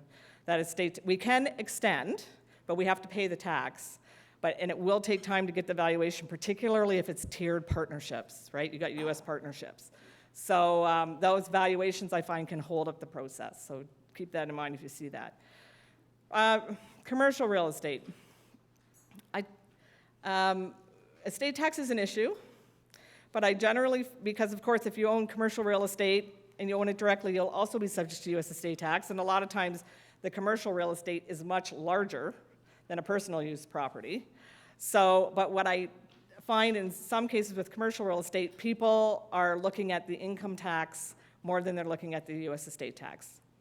So this is where I'm going to caveat that if we see big reductions in the corporate tax rate in the U.S., I think the holding structures are going to change. Just a couple of things to highlight here. As it stands now, for Canadians, limited liability companies, LLCs in the U.S., are generally bad, okay? Double tax all over the place. The U.S. looks at them as hybrids or flow-through entities. Canada treats them as corporations. So the taxation doesn't match. So as it stands now, we don't like those as Canadians. And if somebody has an opportunity to go into real estate venture in the United States and it's got U.S. partners, like 9 times out of 10, it'll be an LLC. So you need to stand back and go, okay, maybe that's okay. Maybe we can manage the tax, but maybe we're going to have to do something with the ownership.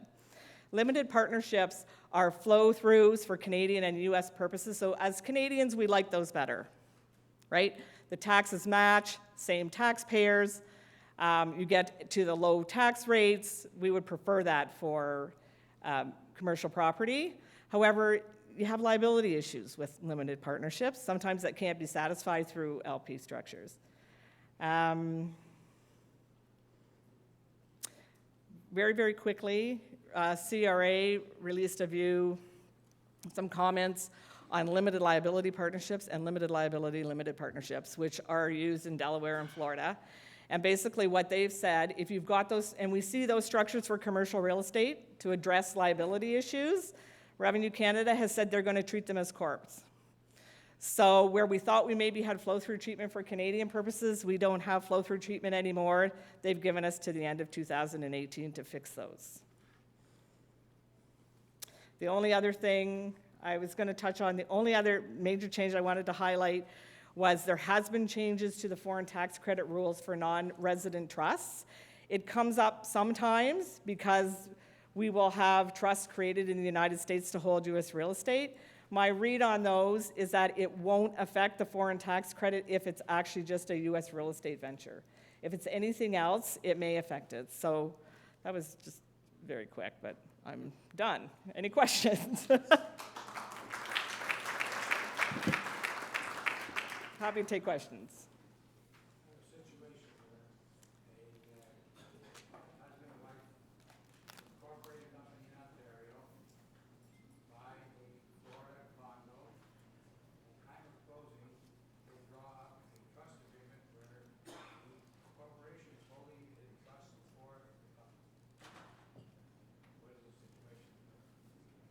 Sorry, the corporation is holding it in. So the corporation is almost like a bare trust arrangement. So all I can tell you is that we do that a lot here in Canada. And my experience in the United States is they don't like the separation of legal and beneficial ownership. And even if you get by that, practically speaking, you have to have U.S. taxpayer ID numbers to do anything. I've had two situations where when it came time to sell that property, we were in a bit of a mess because the IRS did not agree with us as to who actually owned the property, who needed the taxpayer ID number, and who owed the tax. It's probably something that I see it done. It's just a caveat that it could get messy.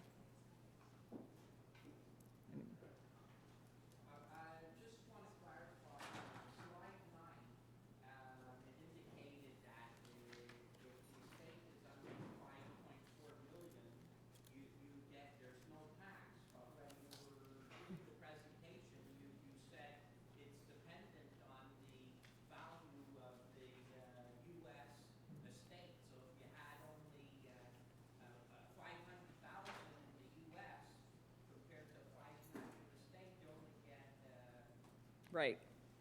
The reason that is just the way the formula works. So if you think about, I'll take it to the extreme.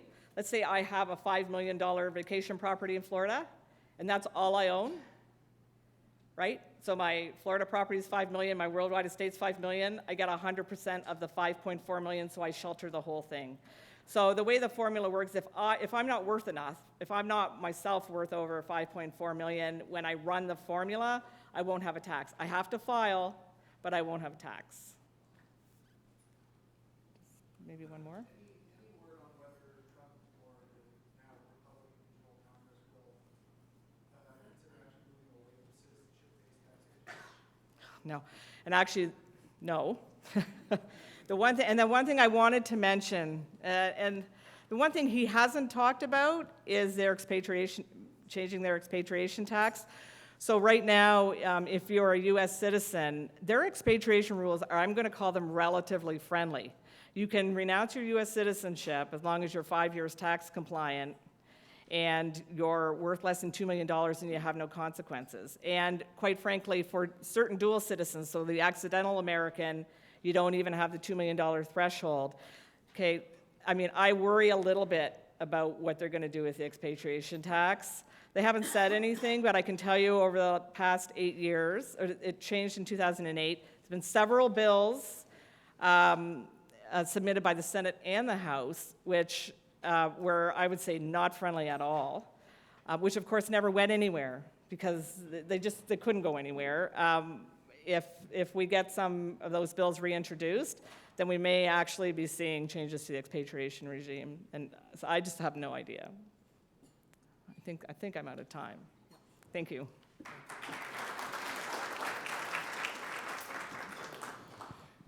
Thank you, Beth. Informative and kind of made everyone's head spin a little. So, Robert Handelman is our next speaker. He's the Vice President of Tax and Wealth at Nataxis Global Asset Management. He assists advisors with delivery of custom solution strategies for affluent clients and deepening client relationships. Robert earned an Honors Bachelor of Business Administration from the Schulich School of Business and was on the Dean's List. He is a chartered professional accountant, a chartered investment manager, a certified financial planner, and has a CICA in-depth tax certification. Robert is also involved in a number of philanthropic causes. He's on the board of Sherry Shemaim Synagogue, vice chair of the UJ's Aliyah Division, member of the Professional Advisory Committee, member of the UJ's Tuition Tax Force, and member of Netivot's Tuition Subsidy Committee. In 2012, Robbie was honored by the UJA as one of the top 10 young professionals under 40 in recognition of his philanthropic and career achievements. Very impressive. I don't mean that sarcastically, which, for those of you who know me, usually that's what it is. But Robbie?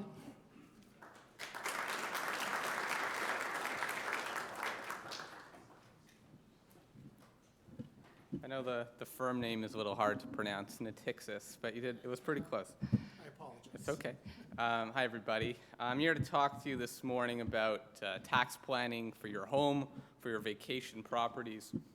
And when you think about tax planning for your home, the most common thing that comes to mind, almost the first idea that comes to people's head, is the principal residence exemption. I actually love talking about the principal residence exemption because I find it's one of those tax ideas that I get a ton of advice on. True story, actually, only a couple weeks ago, I was in the dentist's office getting a root canal. And prior to the procedure, I was making small talk with the hygienist, and I asked her if she did anything outside of work, she had any hobbies. She mentioned that her and her husband buy condos in Yonge and Eglinton area, renovate them, and flip them for a profit. The accountant in me couldn't resist asking whether or not she pays tax on them, to which she scoffed and said, absolutely not, I use my principal residence exemption. I didn't really want to get into it with her because I was worried if I frazzled her, I may not get the right amount of freezing in my mouth, so kind of left the issue. But I'm not surprised by her response. Most Canadians have more than half their wealth tied in their home, so it's no surprise they're passionate about protecting that asset, especially from the CRA. The problem is with this tax idea, I think it suffered one of the worst rounds of broken telephone out there. So I'm hoping to debunk some of those myths today.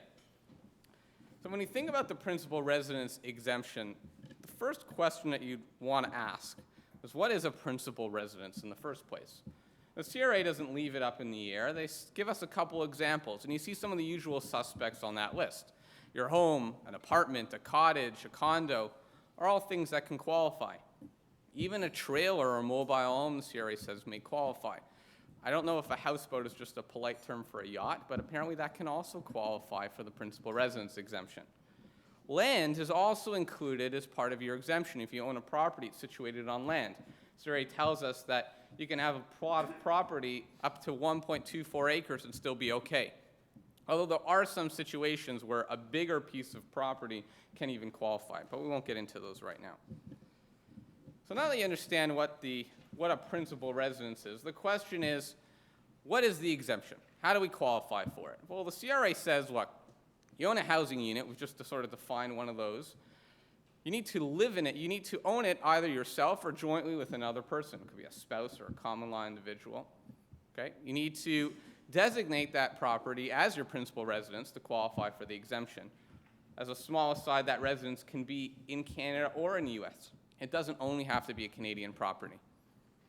And you, your current former spouse or common law partner or your children need to ordinarily inhabit that property during the course of the year. So you think of this definition of the principal residence exemption, it seems fairly simple. I'll meet all the tests, but the third part has a bit of ambiguity to it. What does it mean to ordinarily inhabit something? Now, a lot of people can interpret that very differently, and the CRA understands that. Now, this comes to our first myth. I get all the time people talking about this one-year rule. You got to live in your property for 1 year to get the exemption. And the CRA has actually given specific language to suggest that's not the case. Even if you live in a house, they say, for a short period of time during the year, that can be sufficient enough to ordinarily inhabit the property and thus meet the terms that we need to qualify for the exemption. So the question is, then, what is a short period of time? Because if you're in the business of buying and flipping properties like my dental hygienist, then maybe you just want to move in with your sleeping bag for a couple nights. Is that short enough? Well, we look to the courts to try and figure out how short is too short. And the CRA really wants to see that there's some level of permanence in your stay in the home for it to be ordinarily inhabited. CRA also wants to see that your main motivation for owning the property is not to gain or produce income, it's to actually use and enjoy it. Indicators of ongoing residency include things like moving in your furniture, moving in your personal effects, changing your mailing address, all things that we would normally suspect. Now, property flippers need to be careful for a couple of reasons. Not only, they don't only need to think about qualifying for the principal residence exemption. Of course, if they don't meet that, they may have a capital gain to report. But in some situations, if you're flipping too many properties, the CRA may think that you're in the business or deem you to be in the business of flipping properties. And business income, as we know, is taxable at 100% inclusion rate. So this can be quite punitive for people that are deemed by the CRA to be in the business of flipping properties. So now that we understand how to qualify for the exemption, how do you use it in practice? One of the ways to use it in practice is actually this formula that the CRA has provided us. You take the number of years you designate the property, divide it by the number of years you own that property, add 1 to the numerator, it's the number of years you designate that property, and multiply that equation by the capital gain otherwise arising on the sale of your property, and that's the reduction you're going to get to the gain otherwise owing when you sell your home. Right? Pretty simple. If you only own one property, this formula will give you more than enough of a reduction to fully offset the gain that you'd otherwise have on your property. A lot of people focus on the +1 in that equation. What does that +1 mean? And that's actually CRA giving us a nice relief for individuals that are moving during a year.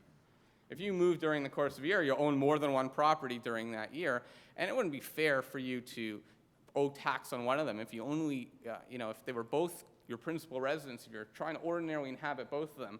So CRA gives us some relief in that situation. We'll talk about later, though, some of the changes to this 1+ rule to affect people who are speculating in the market. A common question that arises then, okay, that all makes sense, but I have a cottage in Muskoka and my home down south in Toronto. What do I do? Well, unfortunately, you can only designate one property per year as your principal residence for the purposes of the exemption. You can't do both. So you got to pick one. Now, which one are you going to pick? The typical accountant answer is it depends.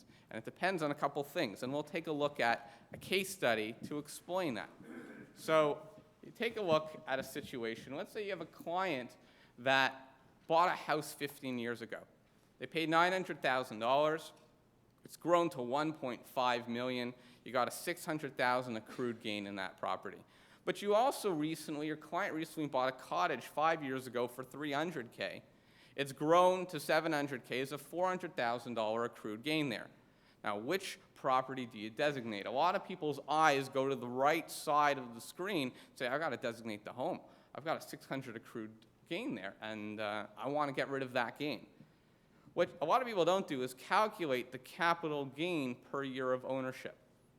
The way to truly optimize your principal residence exemption is to look at which property has the highest capital gain per year you own it and designate that property for the purposes of the exemption. Let me show you what happens when you do this the right way. If you look on the left column, you have a situation where the taxpayers decided to designate the cottage first and foremost. You designate that cottage for the purposes of the exemption. You fully zeroed out the capital gain that would otherwise be owing on the sale of that cottage. Well, no problem there, so we have zero tax there, but then you look at the situation on your home. Of course, there is some tax liability on that home. You don't have enough capital gains exemption enough years to fully offset that capital gain. You've owned them during overlapping periods. You can only designate one property per year. Net, you own about you have $160,000 capital gain to report in that situation. But if you go the other way and you decide to designate your home first, and you fully zero out the $600K gain on that property, well, now you have less of a capital gains exemption, less years to use to designate your cottage. So there's a larger gain, there's a proportionate gain on the cottage that now needs to be paid. But you look at the size of the gains, and you see if you designate the property with a higher gain per year, you end up paying half the amount of tax. So if we look here, we had twice as much of a capital gain per year of ownership in the cottage than we did in the home. Flip to the next slide. So not to overcomplicate things, and I won't say forget everything you've learned to this point, but the government has announced some changes on October 3rd that will affect the way that we think about and apply the capital gains exemption in these client situations. Okay? Now, before I get into the rules, I always find it interesting to try and figure out what is the CRA trying to do? Why did the government do this? Try to look behind the scenes. And the first thing that they were trying to do is to try and put a little bit of a break on our very hot housing market in Toronto and Vancouver. There are a number of foreign buyers and speculators and property flippers who are coming into the market and adding fuel to the fire and buying properties and using the principal residence exemption as a tool to help juice their returns, if you will. And the government didn't like that, so they've made some changes to try and reduce the benefit to those individuals. They also are trying to crack down on people that are misusing the exemption. A lot of people in the scenario we just talked about with the cottage and the home have fully claimed the capital gains exemption on both, albeit incorrectly, but given the past reporting requirements, they've been getting away with it. CRA wants their money and is trying to crack down on people who are misusing it, both in that situation and people that are flipping properties and hiding their gains under the guise of the principal residence exemption, not reporting it to the CRA. CRA doesn't like that and is now trying to crack down on those individuals. They're also going to use some of the new legislation to get a better handle on the source of funds coming into our housing market. Now, if an individual previously didn't report anything to the CRA as income, but has just sold or bought and sold a $10 million property, that may now raise some flags for the CRA, and they'll have the more information to try and track to see if there's some illegal use of funds there, or if it's legitimate, maybe that individual just won the lottery or had a big windfall. The first change you need to be aware of is an administrative change. So previously, the CRA didn't really require anybody to file any elections to report to them if you sold your principal residence. If you only had one principal residence, that residence exemption would fully offset any gain you'd have owing on that property. There would be no tax there, and the CRA was good with it. But now, starting January 1st, 2016, so any sales in 2016, to qualify for the principal residence exemption, a taxpayer must report and designate that property as a principal residence on Schedule 3 of their T1 return. Now, failure to do so would mean that you didn't designate that property, and that gain could potentially be taxable to you or your clients if they sell their property. Now, if you make a mistake and you forgot to do it and the CRA catches you, there is some relief. They say you can go back, you can amend your return, you can late file the election, but at a penalty of $100 per month that you're late, up to a max of $8,000. So not doing it on time, as the CRA has requested, is a problem for taxpayers and will cost them something. Okay? The second change relates to the trust ownership of personal property or homes in Canada. So previously, in almost all trust situations, a taxpayer or a trust could own a principal residence, a home, and if the beneficiaries had ordinarily inhabited that property, those beneficiaries and through the trust could claim the principal residence exemption. Now, going forward, the regime is limited as to which trust can still qualify for the exemption when you look through the trust. So you've got to be careful to make sure that your planning and your client's planning will still qualify for the exemption if the home is contained in the trust. The CRA has also given themselves a little more time to go after taxpayers that are not reporting. So previously, the typical reassessment period for the CRA is 3 years after the initial notice of assessment. But now, if you're not reporting dispositions of your real estate on your return, the CRA has given themselves an extended window to go after you to try and catch people that are not reporting this correctly. Okay. The last thing that you need to be aware of are the changes to that 1+ rule in the calculation we were talking before. The 1+ rule was that rule that helped people that were moving, but it also served to help people who were speculating or flipping properties, because if you only owned a property for 1 year, you could qualify for the exemption and not have to pay any tax. Now, the CRA wanted to help in certain situations, but not in others. So they're clamping down on when you get this 1+ rule. Starting for dispositions occurring on or after October 3rd, the date of the announcement, the rule is only going to be available where the taxpayer was a Canadian resident at the time they acquired the property. So anyone who's a non-resident buying a property and then thinking to move here later and get the benefit of that 1+ rule, well, that's not going to fly anymore. So I'm not sure, we talked a lot about US changes today. One thing that I thought was interesting was on the night of the election, I don't know if everybody's aware, but the Canadian immigration website actually crashed due to an influx of traffic. So I thought it might be timely to talk about planning for maybe some new clients that are going to be coming into our market and some tax planning relating to their principal residences that they'll buy down the road. The main thing you need to be really careful of for US citizens or dual citizens who are buying a property as their home in Canada is that the principal residence exemption for US purposes is not the same as it is for Canadian purposes. First and foremost, the amount of the exemption for Canadian purposes is unlimited, but for US purposes it's capped.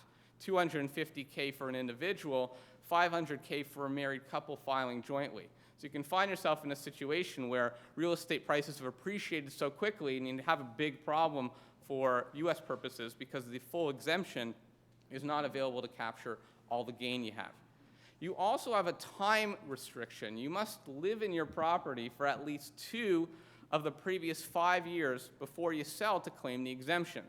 What happens to a taxpayer that comes in, buys a house, lives in it for a year, ordinarily inhabits it, we meet all the tests, but after a year they hate the neighborhood, they're new to Canada and they want to move somewhere else, they sell their home. Well, for Canadian purposes, we're all good, but for US purposes, that exemption is not going to kick in yet, so we have a problem.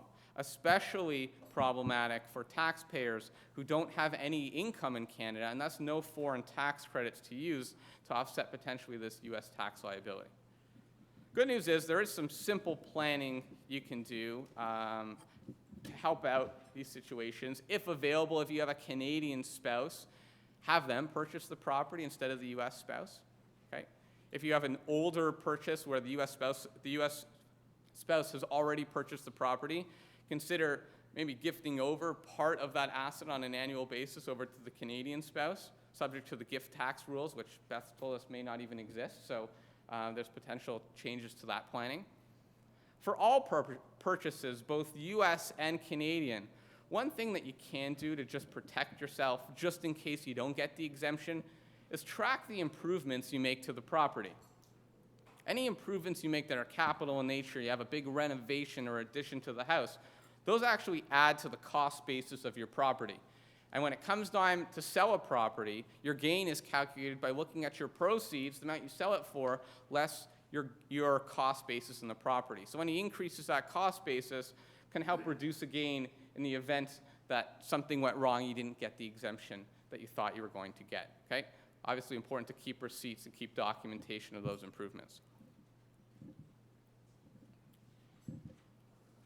The last topic for today is about the tax consequences that can happen if you change the use of your property. A lot of people aren't aware of, if you change the use of your property from a principal residence, a home, to a rental property, or vice versa, you can actually have a deemed disposition for tax purposes. Got to be really careful. The first situation that comes to mind is individuals who are renting a property and decide to move in, and you want to live there. What happens? Well, the do-nothing situation, as we just discussed, you actually have a capital gain on that property and a capital gain to report, and you haven't lived in it yet, so we've got no principal residence exemption to use to offset against that gain. This can be quite a problem. Now, CRA does give us some relief in these situations. The CRA says, we're going to allow you to file an election under 45.3 is the Tax Act code. We're going to allow you to file an election that's going to help you in these situations.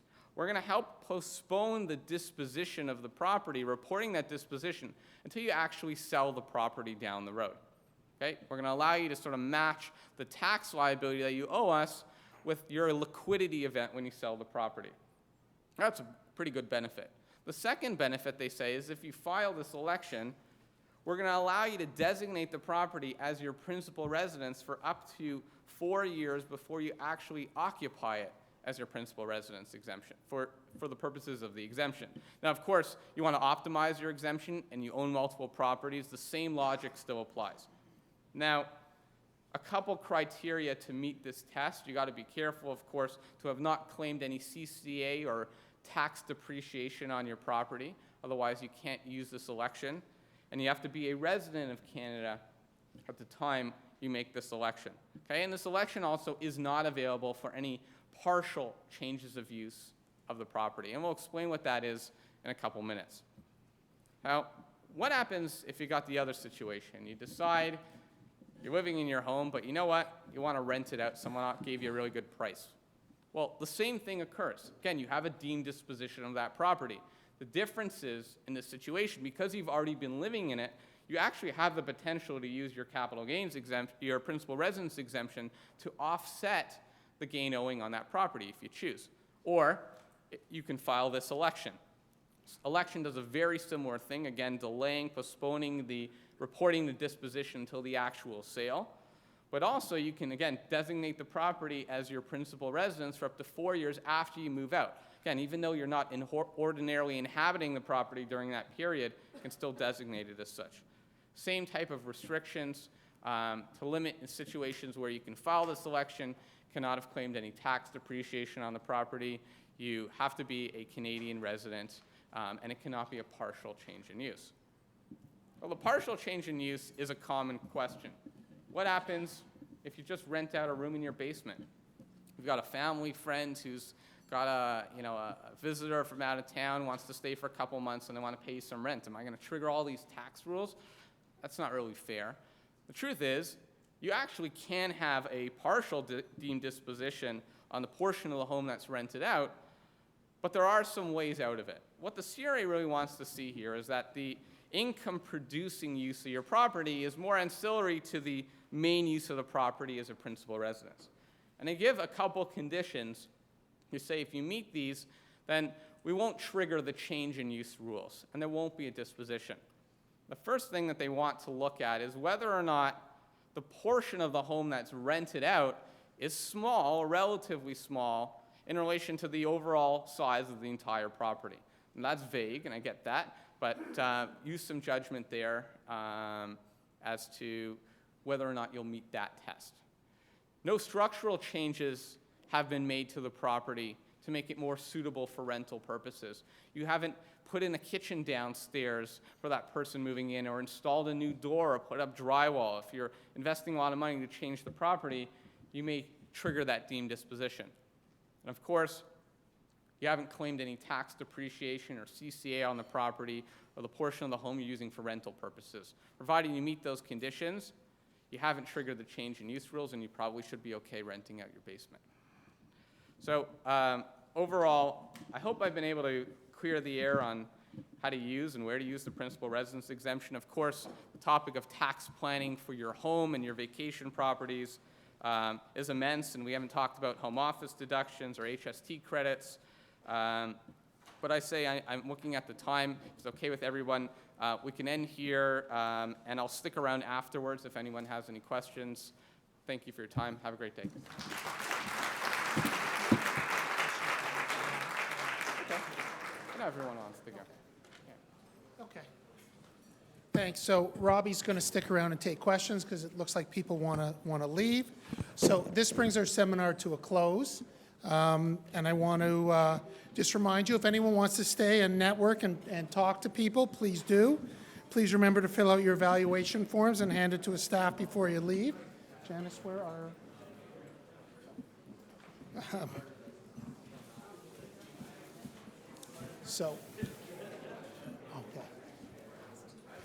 Okay. I'm also delighted to present their speakers with the token of their appreciation for their time. They're not interested in. And Thank you all, and again, thank you to our sponsors, Israel Bonds and Seidel Financial, and we look forward to seeing you at our next seminar. So, hold on. So we only need 3.